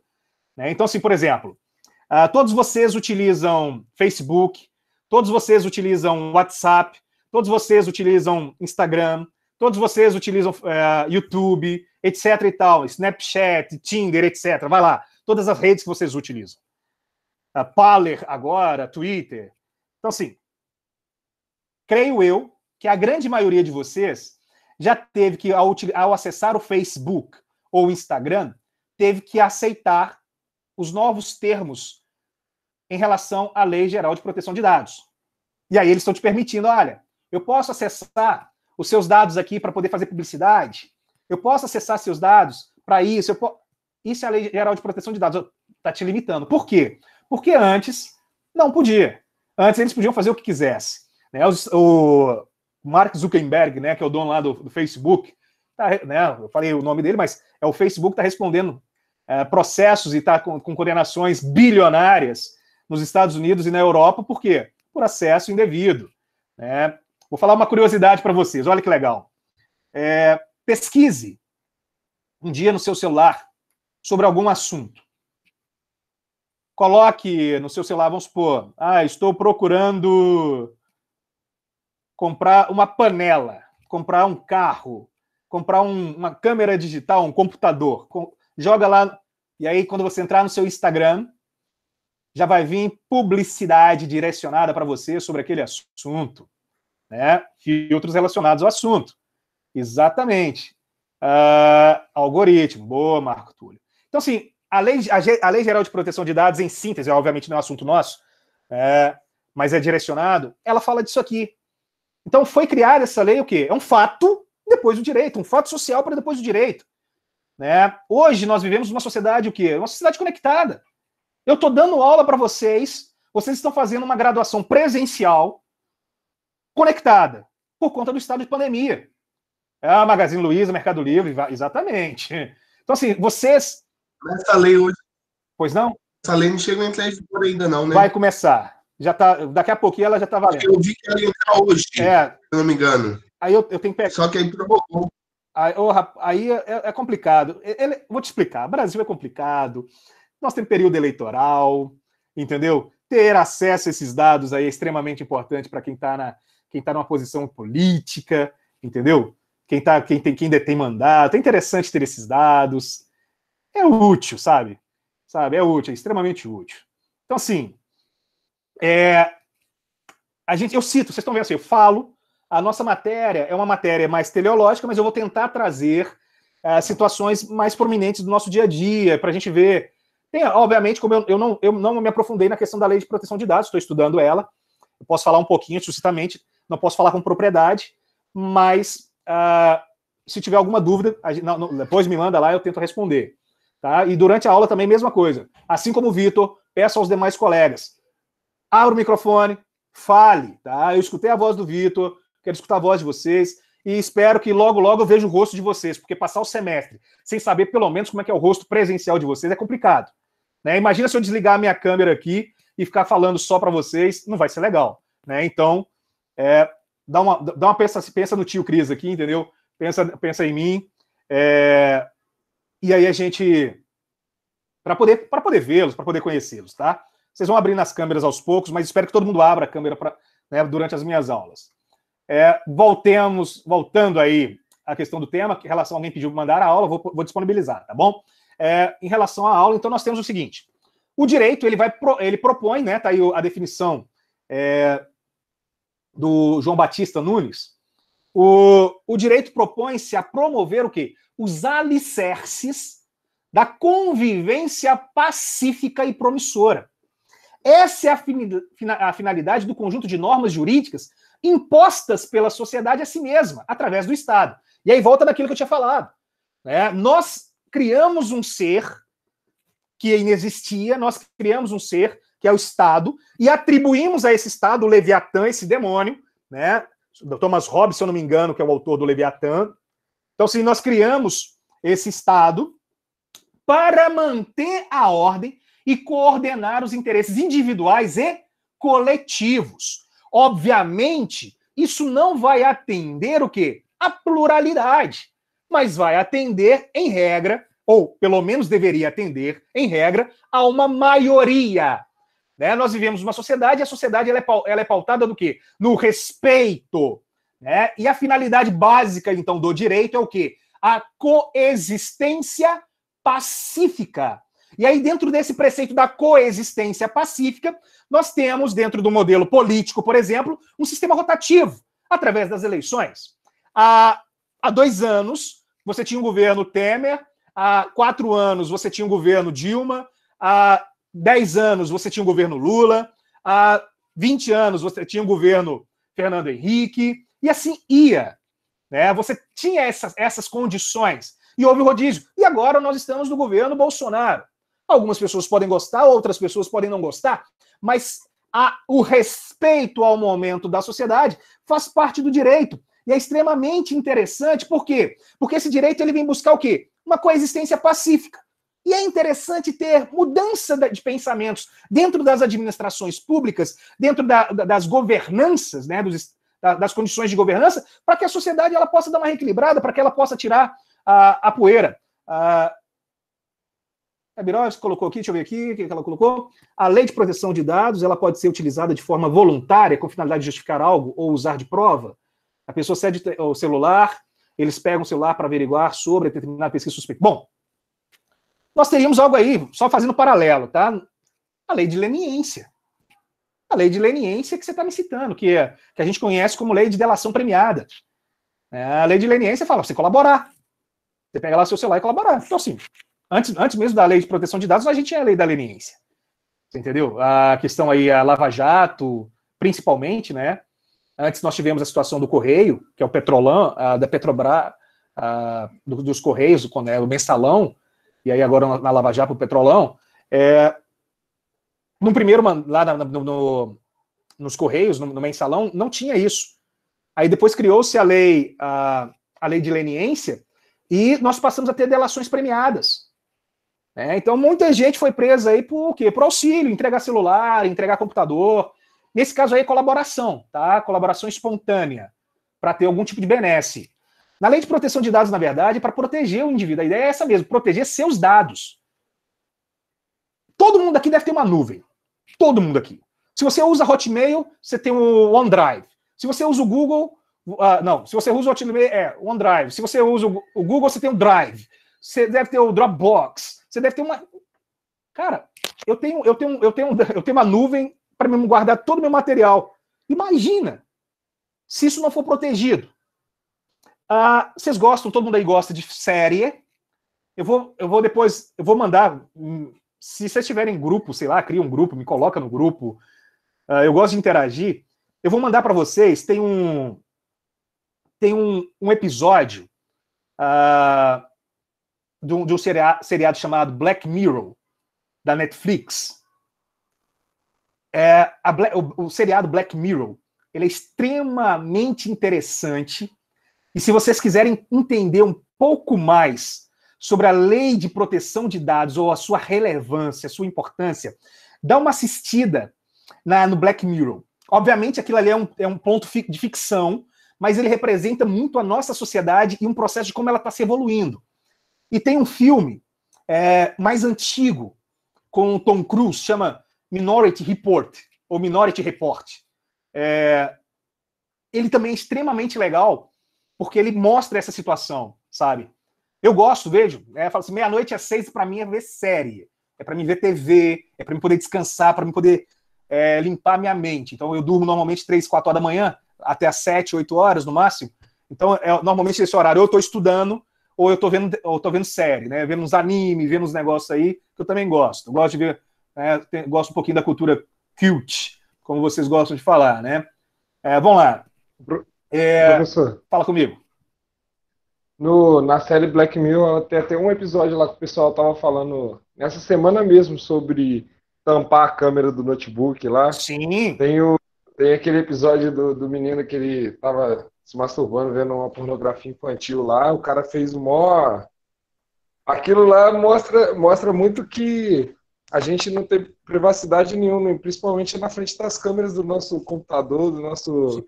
A importância de tampar, né?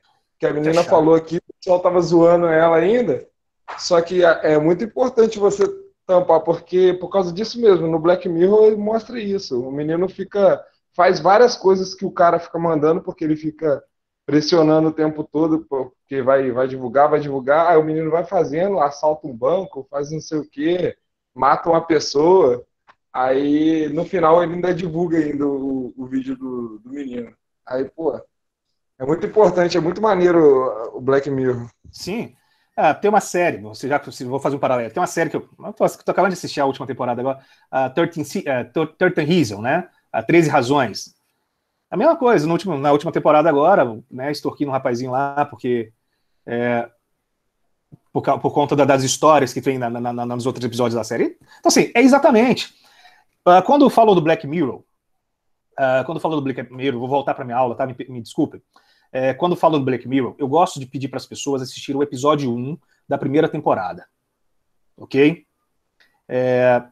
O episódio 1 da primeira temporada. Que chama Primeiro-Ministro. Primeiro-Ministro, tá? Então, assim, dá uma olhada e pensa se aquilo reflete efetivamente a nossa sociedade, a do porco, exatamente, Eduardo. Se aquilo ali reflete a sociedade e que se nós somos assim. E, infelizmente, nós somos assim. Né? Nós somos. Tá? Assistam. Depois a gente discute. A gente abre um momento antes da aula, um pouquinho depois do final da aula. Então, assim, é a nossa sociedade. Exemplo disso, Big Brother, entre outros programas de auditório, né? Você tem Largados e Pelados, etc. e tal. É a sociedade. A gente gosta de ver a desgraça dos outros, a gente para tudo para poder ter a desgraça dos outros. A gente controla a vida dos outros, a gente esquece da nossa vida e vai vir controle da vida da pessoa. É complicado, mas é interessante. Eu falo com os meninos, e agora passando a falar com vocês também, é o seguinte. Tudo que você for ver, que você for assistir, não importa. Então você está perdendo tempo. Não, mentira, você não perde tempo. Você perde tempo se você não tiver criticidade na hora que assiste a coisa. Tá? Você só... se você... Vocês já viram lá Shrek? Vocês sabem sobre o que o Shrek fala? Vocês já viram a Era do Gelo? Vocês sabem do que a Era do Gelo fala? O Shrek, o que o Shrek fala? O que fala do Shrek? Né? Todo mundo gosta do ogro. Sobre bullying, discriminação. Mas o quê? Vamos melhorar. Vamos lá. Bullying, discriminação. Vai lá, mais do Shrek fala. Vamos lá. O Shrek mostra que a sociedade ela não é exatamente o que ela aparenta ser. Igual quando você pega ali, por exemplo, a princesa, ela não é princesa, ela é uma ogra. O lobo mau, que era para ser mau, ele na verdade é só um cara que ele só quer relaxar. Aí você vê, tipo assim, mostra exatamente tudo, não como as pessoas veem, mas exatamente como elas deveriam ser. Show. A Angélica até colocou ali autoaceitação, olha que legal. Aí eu vou pegar a fala do Júlio e falar assim, será que a Fiona, pelo fato dela ser ogra, ela não é uma princesa? Ela é uma princesa. É a quebra de uma quebra de um... Só um segundinho, Angélica. É a quebra de um marco da cultura que foi criada. Né? Nós criamos a ideia que mulher bonita, e aí eu viro e falo como homem, e a sociedade impôs que mulher bonita é a mulher magra, que a mulher bonita é aquela que tem cabelos lisos, que a mulher bonita é a mulher branca. A sociedade cria esse estereotipo, né? Então, exato. Então, assim, você tem que ver com criticidade. É para quebrar paradigmas. É um filme de autoajuda. Só que se você vê como entretenimento, você vai ver um burrinho lá. Já chegou? Já chegou? Você vai ver diversão, como qualquer criança vê. Mas aquilo ali traz... tem uma coisa que quando você estuda na psicologia, assimilação ubíqua. Né? Assimilação ubíqua. Você aprende com tudo aquilo que você vê. Você aprende por osmose, literalmente. E aquilo ali passa a ser parte da sua vida. Então você vai aceitar. Tem um filme que chama Divertidamente. Maravilhoso. Você tem que ver.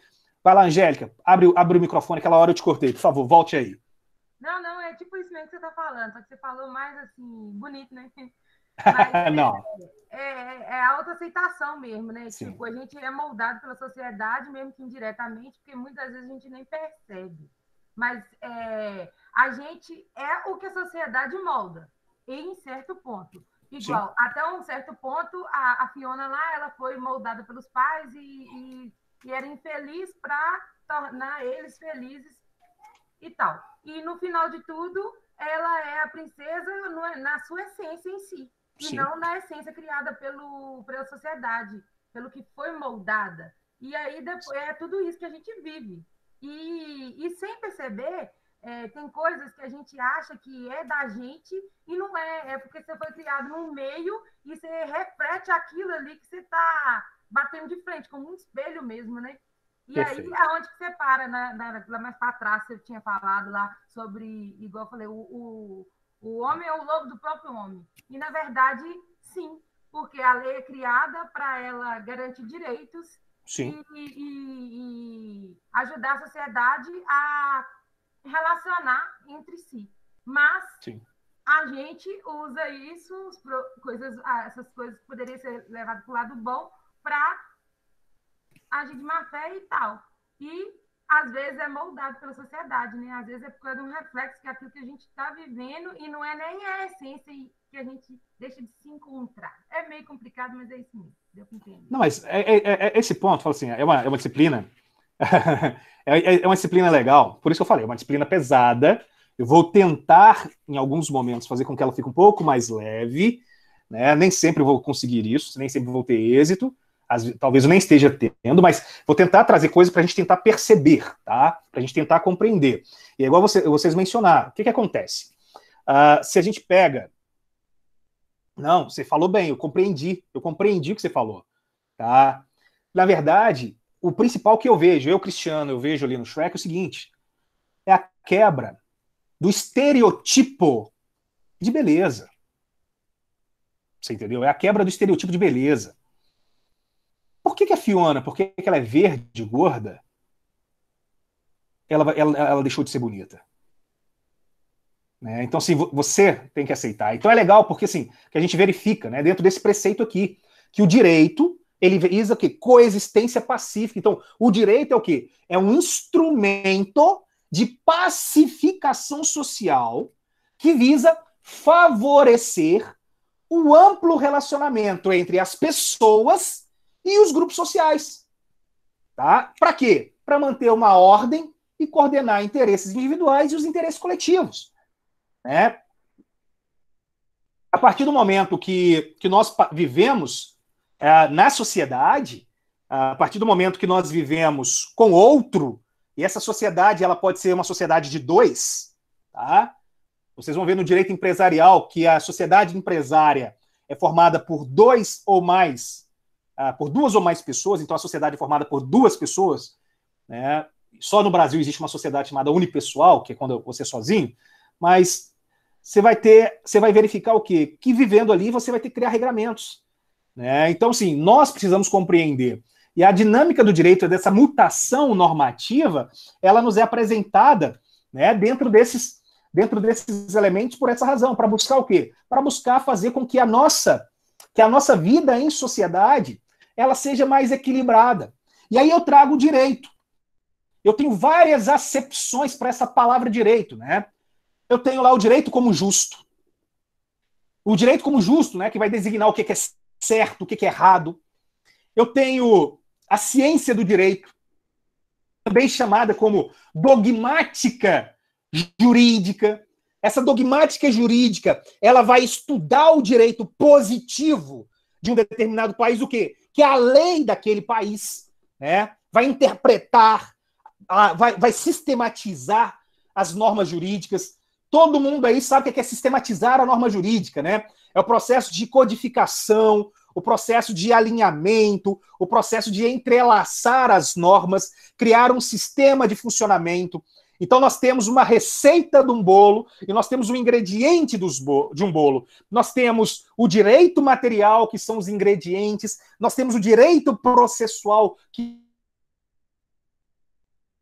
é o passo a passo para se chegar a um determinado resultado. Isso é o direito formal, porque ele está escrito me falando como eu devo fazer.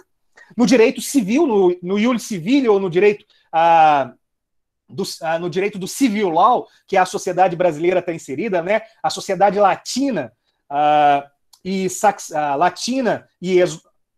sociedade latina e eslava, né? A sociedade latina e eslava, ela é pautada no civil law, a eslava com as suas devidas adaptações, né? Que é o direito germânico e o direito russo, tem as suas devidas adaptações, mas no direito latino, todos os países de língua latina, né? Itália, França, Espanha, Portugal, Brasil, os países da América Latina, todos nós somos o quê? Somos do civil law, do direito romano.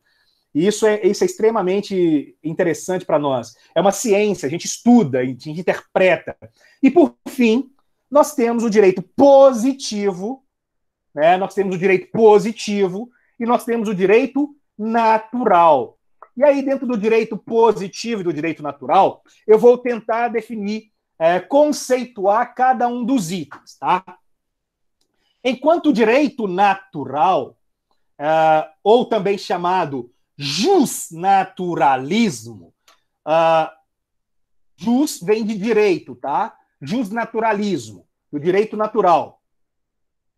Ele é uma teoria, e dentro dessa teoria vai ter a ideia da existência de um direito, e esse direito ele seria estabelecido pela natureza. Ou seja, é um direito que é comum a todo mundo, ou seja, válido em qualquer lugar. O direito natural seria um direito estabelecido pela natureza e é válido em qualquer lugar. O direito da natureza, ele não é escrito. O direito da natureza, ele não é criado pela sociedade e nem é formulado, criado pelo Estado. Ele é um direito espontâneo que vai se originar da própria natureza social do homem, né? Que vai levar o quê? Que vai trazer, revelando, obviamente, as suas experiências, as suas razões. Então, esse direito natural são princípios de caráter universal e imutáveis, tá? Então, o direito natural, ele é de caráter universal e de caráter imutável. Por quê? Porque eu estou destacando a questão de ser caráter universal e imutável? Porque são elementos que não vão modificar. Exemplo, direito à vida. Direito à vida é inquestionável em qualquer lugar do mundo. Aí alguém poderia virar e falar assim, mas tem alguns países, tem alguns estados nacionais que permitem o aborto. E aí, então, você não está respeitando o direito à vida.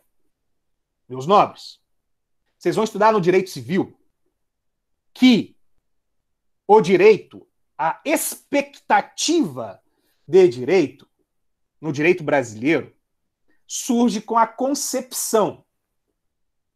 Mas a capacidade, né, de direito, de personalidade, ela adquire-se com a vida, com o nascimento com vida.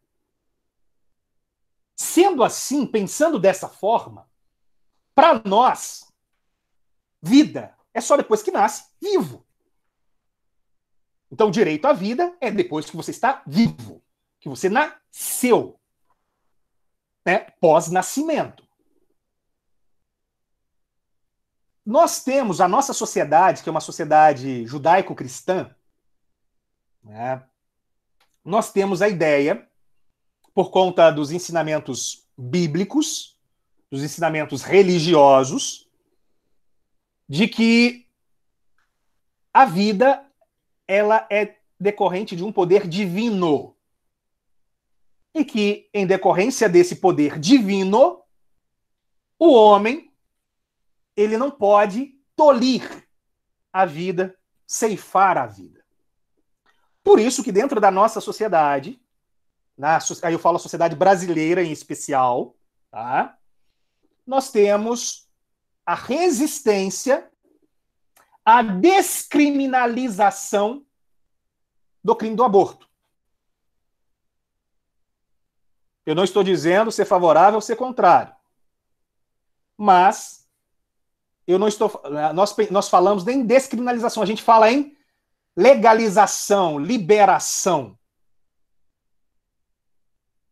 Né? Legalização, liberação. Não. Não é liberar. A gente tem que parar para pensar que é o seguinte, que o fato de existir uma norma não significa que eu sou obrigado a ir lá e fazer. Não é porque tem uma norma que eu sou obrigado a ir lá e fazer. Eu estou vendo aqui a Janine Quirino, está com a foto de uma criança. Não sei se é do seu filho, Janine. Mas suponhamos que essa criança seja minha, por exemplo. Eu sou o pai. Pode até ser seu irmão, mas vou usar esse exemplo. Eu não pago a pensão. Sim, eu vi esse negócio, Thaís. Eu não pago pensão. Aí você entra com uma ação judicial para me obrigar a pagar pensão. Peraí. Será que o pai precisa de uma ordem judicial para obrigá-lo a pagar a pensão para o filho? E outra. Vamos lá, entrou com a pensão. O juiz fixou que eu tenho que pagar lá um salário mínimo. Hoje é 1.045. Um salário mínimo. 30% do meu salário. Se eu tiver condição, eu não posso dar mais para o meu filho? Eu tenho que dar só 30%, eu só tenho que dar um salário mínimo, só meio salário mínimo, só R$200, R$300? Não. Não é porque a norma me fala que eu tenho que dar 200 que eu tenho que dar 200. É meu filho. Pensamento meu. Particularmente, para mim não faz diferença em liberar, legalizar o aborto ou não fazer. Eu, caso minha esposa, quem quer que seja, engravide, eu não vou mandar fazer o aborto. Estou casado, minha esposa não vai querer fazer o aborto. Pronto. Agora, aí vocês citaram o caso aí da menininha, né? A Thaís colocou a menina aí, com 10 anos, está grávida. A menstruação veio muito cedo. Pelo menos libertou aí do jugo, do sofrimento que ela está passando e caiu no outro. O Estado vira obrigar uma criança de 10 anos a gerar, a procriar. Ela não tem consciência. Mas conversa com ela. Coloca um psicólogo. Conversa com a criança e vê o interesse da criança. O desejo dela. Porque, de repente, ela pode ter valores religiosos. A gente está falando de campanha, mas ela pode ter valores religiosos. E se ela falar, não, eu quero teu filho? É direito dela. Se ela falar que ela não quer, é direito dela. Mas o que é ser criança, Angélica? O que é ser criança?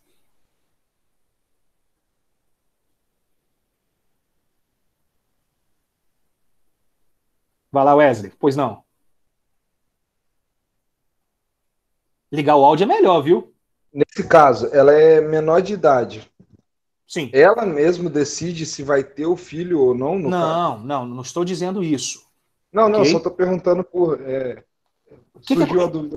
É nesse ponto que eu estou chegando, porque assim, ela é absolutamente incapaz. O Código Civil fala que aqueles que têm menos de 16 anos são absolutamente incapazes, eles não podem, eles não têm capacidade para manifestar a vontade. Porque também, nesse caso, entra como estupro de vulnerável, né? Ok, mas estupro de vulnerável é o cara que praticou. Você entendeu? Mesmo se ela não tivesse engravidado, era estupro de vulnerável. Mesmo se o cara não tivesse tido conjunção carnal com ela, era estupro de vulnerável se ele tivesse passado por Santos, espera aí. Oi? Cristiano. Pois não, Mari. Nesse caso aí, indiretamente, né? Porque cabe aí a responsabilidade dos pais definir.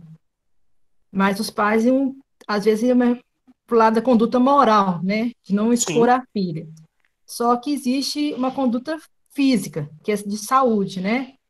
Indiretamente, essa avaliação deveria ser geral para os profissionais dentro do contexto, e o Estado teria que ter responsabilidade justamente com isso, de amparar uns profissionais adequados para proporcionar uma melhor decisão em prol da saúde da criança, né? Porque o aborto leva para o psicólogo, para o assistente social, porque olha só, olha o principalmente assistente social e toda a equipe junto envolvida, porque aí já é um problema relacionado ao contexto da saúde pública, porque fala assim, não, os pais decidem, né? Os pais imediatamente, numa situação dessa, vai decidir pelo aborto, ou talvez não, dependendo. Ou não. Mas só que, indiretamente, envolve um problema de saúde que ela, juridicamente, ela deveria ser amparada pelas equipes de apoio nessa condição da melhor decisão. O juiz definiria dessa forma, ou só mesmo os pais definiriam uma melhor decisão? Aí eu não sei te falar, primeiro por quê? Porque é uma definição que vai ser dada por instância superior. Professor. Só um segundinho, Lud. Só um segundinho. Porque o problema é porque muitas vezes a gente, né, eu trabalho a questão da saúde, a gente depara esse distanciamento, né, entre a responsabilidade do Estado intervir na questão da criança, né, no amparo à criança, e ter essa equipe mesmo, para melhor amparar os pais na decisão. Não, né, eu compreendi. De apoio, que é justamente teria aí o CRAS, o CREAS, para ajudar esse pai a ver qual que é a melhor. Mas o CRAS é o quê? É o Centro de Referência e Assistência Social ao Cidadão. Né? Então é um assistente social, é um psicólogo, é um psiquiatra para poder dar um acompanhamento, é um ginecologista, um obstetra. Né? Você tem que ter uma estrutura multidisciplinar para poder auxiliar. Mas isso não é só para essa criança de 10 anos. O fato de você... Vou falar um caso, né? Vou explicar. O fato de você legalizar, permitir a realização do aborto, não significa que a pessoa vai fazer. Então, por exemplo, vai fazer diferente, não vai ser numa clínica clandestina. Você vai dar oportunidade para essa pessoa fazer numa clínica, num hospital, que tem uma estrutura adequada para fazer o procedimento para ela. Porque se a pessoa quiser fazer o aborto, ela vai fazer em qualquer lugar. Sabe? Ela vai comprar um Citotec, ela vai tomar chá, ela vai se esmurrar, ela vai fazer qualquer coisa. Mas ela vai fazer o aborto. Se ela quiser, ela vai fazer. Ela vai procurar uma clínica clandestina, ela toma um avião, vai lá no Uruguai, vai em qualquer lugar. Então, assim, exato. Então, o que acontece? Se porventura, estou dando situações que eu falei, temas polêmicos para pensar, nós estamos falando de direito, de interpretação, né? A gente vai construir a teoria do direito. Você pega essa situação. O que vai acontecer? Se eu hoje, exemplo, legalizar, descriminalizar o aborto, eu posso criar na lei. O hospital que for fazer, ele tem que ter a obrigatoriedade do quê? Antes da mulher fazer o aborto, ela tem que passar por um psicólogo, ela vai ter que passar por um ginecologista. Por quê? Se ela fizer o aborto ou não, isso vai afetar a vida dela. Se ela fizer o aborto, por mais que ela faça em um hospital com todas as estruturas, ela corre sério risco de não poder engravidar futuramente. Pode acontecer qualquer intercorrência e ela ter problemas de fertilidade. Isso vai impactar a pessoa dela, a humanidade dela. De forma positiva ou de forma negativa. Tem pessoa que no início não vai entender que não. Tem outras pessoas que vão entender que sim. E aí é um direito da pessoa decidir se faz ou se não faz. Eu vivo numa sociedade democrática de direito. Eu poderia permitir a pessoa decidir o que ela quer fazer da vida dela. No caso da criança aí, ela pode ser, o que eu citei, Wesley, é que ela deveria ser ouvida. Tá? O que eu citei é que ela deveria ser ouvida. Não que o que ela quer é o que vai valer, obviamente. Lud, fala aí, por favor, tinha te interrompido. Então, professor, e se no caso eles não liberarem um aborto, ela mesmo assim quiser fazer e os pais dela acompanhar ela para fazer um aborto, os pais vão sofrer algum tipo de consequência? Sem dúvida. Se não for autorizado o aborto e os pais vão levar para fazer o aborto, vai sim, sem dúvida. Vão responder. Mesmo sendo a vontade dela. Mesmo sendo a vontade dela. É a mesma coisa, por exemplo, Ludmila. Se você engravidar, você engravidou, eu não quero ter filho. Beleza, direito seu. Mas aqui no Brasil não pode fazer aborto. Legal. Se você viajar, se você for lá para o Uruguai, por exemplo, que lá no Uruguai o aborto é legalizado. Se você for lá para o Uruguai, você não cometeu um crime porque no território uruguaio o aborto não é crime. Então você não vai responder pelo crime no Brasil, vocês vão ver isso no direito penal. Né, a questão da territorialidade. Porém, e até porque quem fez não vai fazer. Porém, se você chegar aqui no Brasil, lá em Belo Horizonte, lá no Rio, São Paulo, você tem clínicas clandestinas que fazem aborto.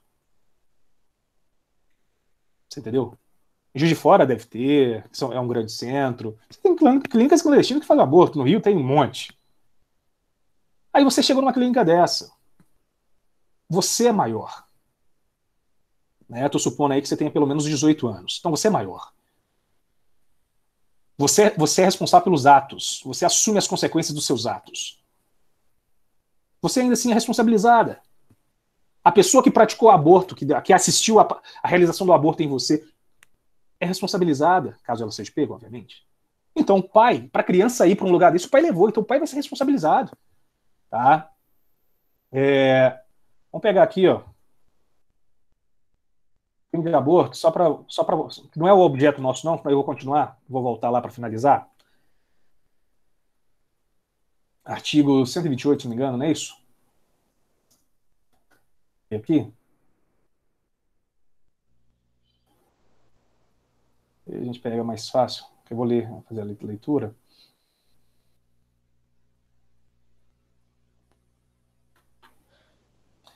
Olha só.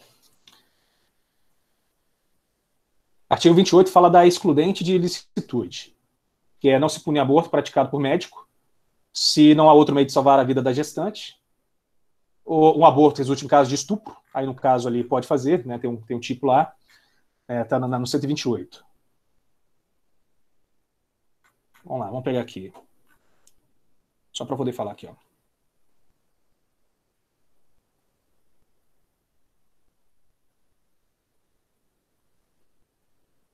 Se você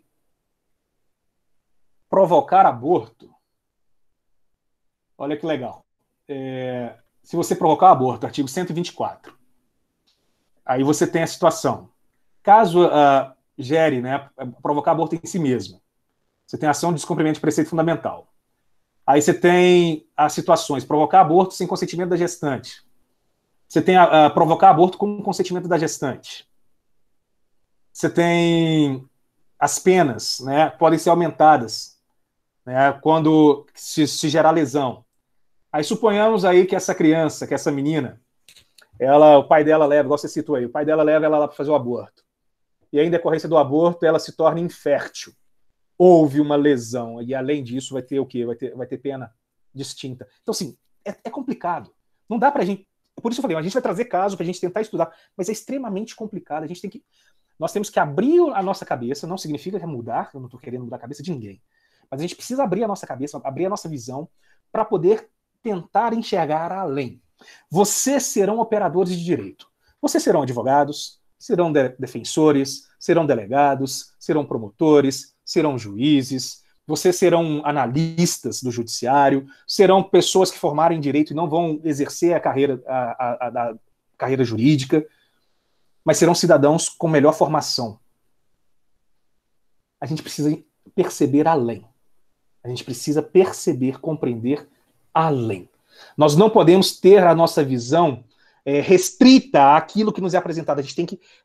Tem um desenho que eu gosto quando criança, eu falo assim, a gente tem que ser Thundercat, a gente tem que ter um olho de Tandera, a gente tem que ver além do alcance, sabe? Então, assim, a gente precisa enxergar além, a gente precisa compreender efetivamente as consequências futuras.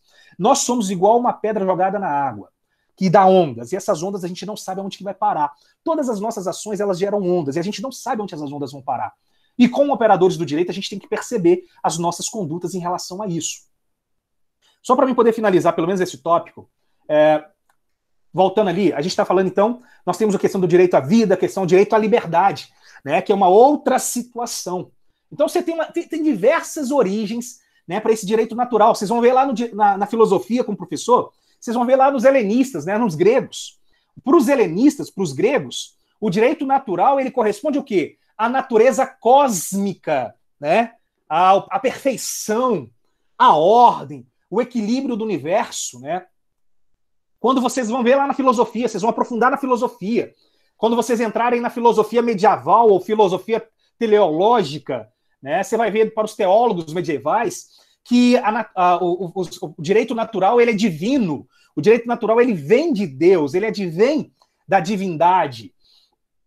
Depois vocês vão ter o processo que da revolução cultural, né, o renascimento cultural, e aí nós vamos ter o momento, né, do racionalismo, do iluminismo, que é, se eu não me engano, é o direito moderno.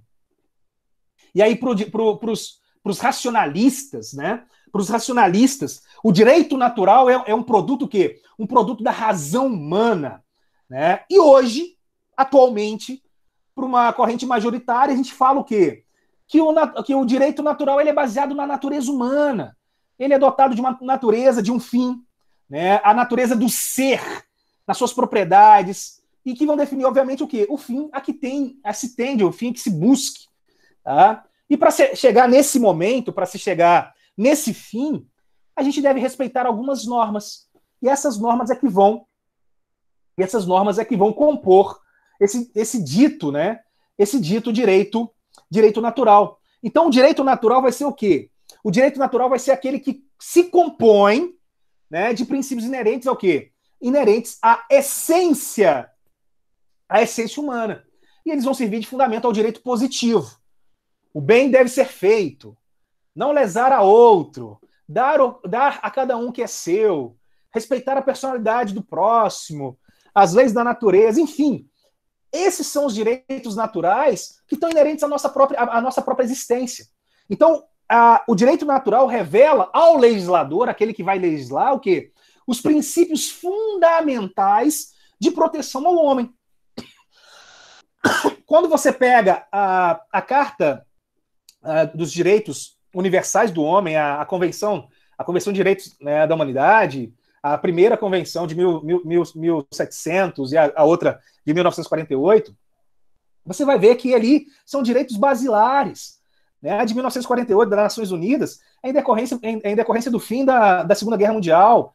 Né? Quem ganhou a Segunda Guerra Mundial? Os judeus ganharam a Segunda Guerra Mundial junto com os russos, né? Auxiliados lá pelos norte-americanos, pelos ingleses. Por que eu estou citando os judeus? Porque, no final das contas, tudo foi criado para eles ganharam um Estado, não estou falando mal, tá, pessoal? Só falando assim, só fazendo pensamento crítico. Depois a gente vai chegar numa conversa melhor aí. Foi criado um Estado para eles, foi retirado o povo palestino da terra onde eles moravam para que fosse criado o Estado de Israel, foi criado normas, criou-se o genocídio, né, por conta do holocausto provocado pelos nazistas. Nós tivemos uma série de situações. Né? Então, assim, foi criado. E aí ali estão criados basilares, a questão da alimentação, a questão da dignidade, de subjugar, direito à religião, os direitos políticos inerentes ao ser humano. Então, isso tudo é constituído do quê? De princípios, né, com caráter universal, eternos e imutáveis. E pertence o quê? A todo tempo, pertence a todos, a todo tempo, ele é atemporal. Não são elaborados pelo homem, e emanam, obviamente, de uma vontade superior, porque pertence à natureza humana. Quer ver uma situação aqui? Eu sei que chegou mais ou menos no meu horário, eu acho que eu tenho ainda 5 minutos, tá? Se eu não estou enganado. Nós temos aqui várias pessoas, vamos pensar, todos os meninos aqui jogaram bola. Tinha aquele colega que era o dono da bola. Se o cara não fosse escolhido, se ele não jogasse, ninguém jogava. É inerente. Pelo simples fato de não colocar o cara para jogar na primeira pelada, ninguém jogava. Ele era o dono da bola e não sabia exatamente, Angélica. Mas assim, o cara, ele não jogava e não deixava ninguém jogar. Isso é coisa o quê? Isso é direito natural, é impregnado a ele, é intrínseco a ele. Né? Pega uma criança, um recém-nascido, ele tá mamando lá, tira a mamadeira da boca dele, tira a chupeta da boca dele, você vai ver o que ele vai chorar. Ele não vai gritar, ele não vai falar porque ele não sabe, mas ele vai chorar, tá? Ele vai chorar, porque é algo da sua essência, tá bom? Então você tem algumas situações, por exemplo, vontade, o direito de reproduzir, o direito de construir família, o direito à vida, o direito à liberdade, né? Isso tudo é direito e ele é legítimo. Ele tem raízes, ele brota da própria vida, do seu seio, do seu âmago, né? Ele vem das suas entranhas. Não todas, mas quase todas as mulheres querem ser mães.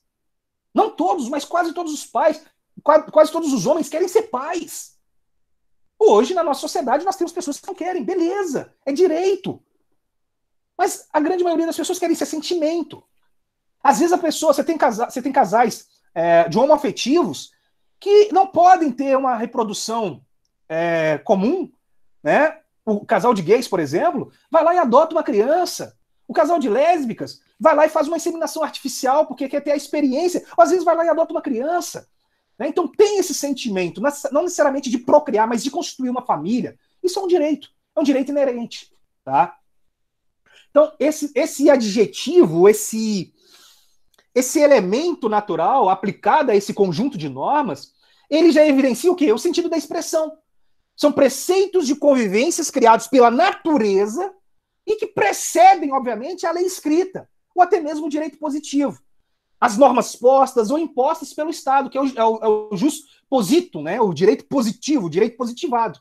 Então, dentro do direito natural, nós temos o quê? Uma ideia abstrata do direito, que o ordenamento ideal, correspondente a uma justiça superior, né? Anterior mesmo, tratando-se de um sistema de normas que independe do direito positivo, que independem das variações do ordenamento da vida social, que vão se originar, obviamente, com o Estado, com a vida em sociedade. Tá? Então, o direito natural, ele vai derivar da natureza de algo, né, de sua essência, da sua fonte, que pode ser a natureza, que pode ser vontade de Deus, pode ser da racionalidade humana, pode ser onde for, mas ele é natural. Seja para você que acredita em Deus, seja para você que não acredita em Deus, seja porque você é racional, não é racional, ele vai vir de algum lugar e vai partir para algum lugar. Isso é natural ao ser humano. Tá? A ideia é essa. Então, direito natural é o pressuposto do que é correto, do que é justo, é parte do princípio que existe o quê? Um direito comum, um direito que liga a todos os homens, e que ele é o quê? Que ele é universal a todos. Né? A sua principal característica, além da universalidade, ele ser o quê? Imutável. Né? Ele não vai modificar, ele não vai se transformar, né, pela própria razão do homem. Antes do momento que nós vivemos, o direito natural ele tinha o papel do quê? De regular o convívio social dos homens. Não necessitava da lei escrita. Né? Pensa só, antes do advento da lei de Talião, que é a lei mais antiga que a gente conhece, que é da região da Mesopotâmia. Todo mundo já deve ter ouvido falar de Talião. Olho por olho, dente por dente. A primeira lei escrita, codificada. Mas antes dessa codificação, já existia isso. O que é isso? Se eu cheguei e matei a Luísa Moreira, se eu fui lá e matei a Rayane Costa, se eu matei o Marco Túlio, por exemplo, Código Hammurabi. Antes do advento do Código Hammurabi, da lei de Talião, nós já tínhamos a prática do direito natural. Você matou, você morre. Se eu não matar você, eu mato alguém da sua família. Isso é algo inerente. Eu posso perguntar para qualquer um aqui, não sei quem é pai, quem é mãe. Você fala assim, se você pegar alguém estuprando seu filho, sua filha, o que você faz com o indivíduo? Eu mato. Eu, Cristiano, eu mato. Pronto. Opa, Jesus. Então, assim, você falou que matou seu filho, agora até me deu um choque aqui no que eu falei. Se for meus sentimentos. Mas assim, exemplo, beleza. Opa. Então, assim, você pega essa situação. Matou meu filho, cara, estuprou meu filho. Eu vou matar um sujeito, é algo natural. Você entendeu? É algo natural, é recíproco. Né? Você tá lá, você tem um relacionamento, se a pessoa te traiu, você abandona ela ou você vai trair ela. É algo também, ação-reação. Você entendeu? Você tem. É elemento natural, é sentimento. Todos nós somos potenciais criminosos. Todos nós somos potenciais criminosos. Porém, nem todos nós nos transformaremos em criminosos. Todos nós pensamos em matar alguém um dia. Pensar não é crime. Você não materializou. Você entendeu? Então, assim, vamos lá. Só para finalizar esse ponto, que aí na partir da próxima aula eu volto na questão do direito positivo. Então, você tem essa situação. Então, você tem a característica, você tem a universalidade, você tem a imutabilidade, obviamente, e o conhecimento da razão. Né? Então, sim, você tem uma visão objetiva, né? O porquê, o para quê. Então, e com o surgimento do direito positivo através do Estado,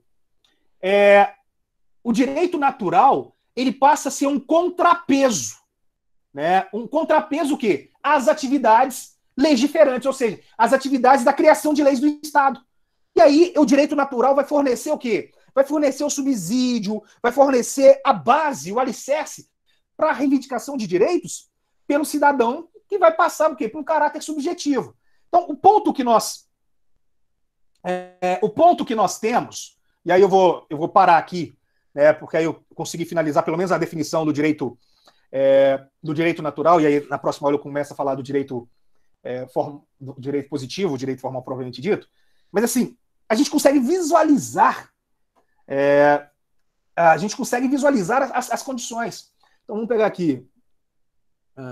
Sim, disputa de terra. Né? Você tem. Vamos colocar aqui, olha. Está tendo um processo de insurreição provocada pelo Ocidente na Bielorrússia. Né? Estados Unidos e a União Europeia estão tentando tirar o presidente da Bielorrússia, chamado Lukashenko. Movimentação. O mesmo movimento aconteceu na Ucrânia em 2014, a Ucrânia, inclusive, está em guerra até hoje. Tirou lá o Viktor Yanukovych. O mesmo movimento retirou no Líbano o Muammar Gaddafi. O mesmo movimento retirou no Egito. O mesmo movimento tentou retirar o Bashar al-Assad da Síria, mas o Assad é forte, conseguiu manter ali, né, as suas bases. São situações. Vocês estão colocando aqui a busca. A gente está falando de terra, casa minha, terreno, roça. Meu amigo, isso aqui é em nível mundial, em nível global. Não muda, e é inerente. Todo mundo acha, eu também acho, tá? Mas todo mundo acha Hitler louco. Né? Era louco. O que ele fez é loucura. Só que tem ainda uma sapiência. Ele falava sobre terra para os arianos, terra para os alemães, para os germânicos. A ideia é essa que você acabou de citar aí. Né? A Angélica, deixa eu ver se eu só confirmar aqui. A Angélica citou a questão da Marilane, citou a questão da disputa de terras. Hitler invadiu a Europa toda para ter terra para os alemães, para ter mercado consumidor. Você entendeu? A Europa invadiu a África para ter terra. A Europa invadiu o continente americano para poder ter terra. Você entendeu? Exato. Ponto. Legal aí. Pensa num cara que acorda após um coma dado por um gás venenoso durante a Primeira Guerra e descobre que seu time perdeu. Imagina. Você tem, olha a situação. Você tem muitas. É inerente. E óbvio, todo mundo quer viver. Isso é algo inerente a nós. Pessoal, vou terminar. Estou vendo aí que já começaram a sair alguns colegas. Creio eu que tenha dado aula. Outro acordo nosso aqui, ó. Por favor, não elogie. Sério, elogio estraga. Tá? Eu gosto de feedback, eu gosto de retorno, o que eu posso melhorar. Eu quero melhorar. Eu não quero elogios. Não gosto de elogio não é legal. Obviamente é pro ego, tá? Mas isso também é ruim, beleza? Então, eu falo assim, não elogia não, porque elogiar às vezes a gente dá mal. Às vezes foi a primeira aula para poder fazer um contato assim, depois vocês não vão gostar, então não elogia não, depois vocês podem ficar mal comigo. Então assim, vou finalizar a aula hoje. Semana que vem, próxima sexta-feira, a gente vai estar aqui de volta, tá bom? Dando continuidade aí à matéria. Eu vou fazer o seguinte, me adicionem lá no grupo, eu mandei meu telefone tá lá, passei para vocês, me adicionem no grupo, qualquer coisa. É Cristiano Lacerda, eu vou subir essa aula para lá, eu vou baixar agora, já subo hoje à noite, e a partir de amanhã já está liberado lá para vocês, a aula completa, eu não corto ela, não vou editar, tá bom? Então, assim, só fala assim, faça um bom uso. Não, eu coloco como listado mesmo, não tem problema não, sabe? Que aí se dá, vai que o povo gosta, eu viro youtuberzinho aí, tá ganhando dinheiro, bom demais. Mas vamos lá. Estou à disposição, qualquer coisa que precisar, meu e-mail, meu telefone, minha rede social tá aí com vocês. Prazerão, sejam muito bem-vindos. Espero atender minimamente os anseios de vocês. Espero que durante esse semestre a gente crie uma relação boa. E quem sabe, né, a gente combina aí, eu vou para Juiz de Fora, vou para João Molevade, para a gente ir para o boteco, para conhecer vocês pessoalmente, né, para a gente tomar uma e a gente conversar pessoalmente, que a nossa aula está sendo conectada, seria de grande gratificação e grande desejo. Tô querendo sair, gente. Tô querendo sair. Sexta-feira, 11 horas da noite. Vamos sair. Pessoal, beijo. Fique com Deus. Bom descanso. Bom final de semana. Até semana que vem, tá? Qualquer necessidade, qualquer dúvida, manda um contato lá para nós. Falou? Até mais. Boa noite. Obrigado pela aula. Boa noite. Disponha.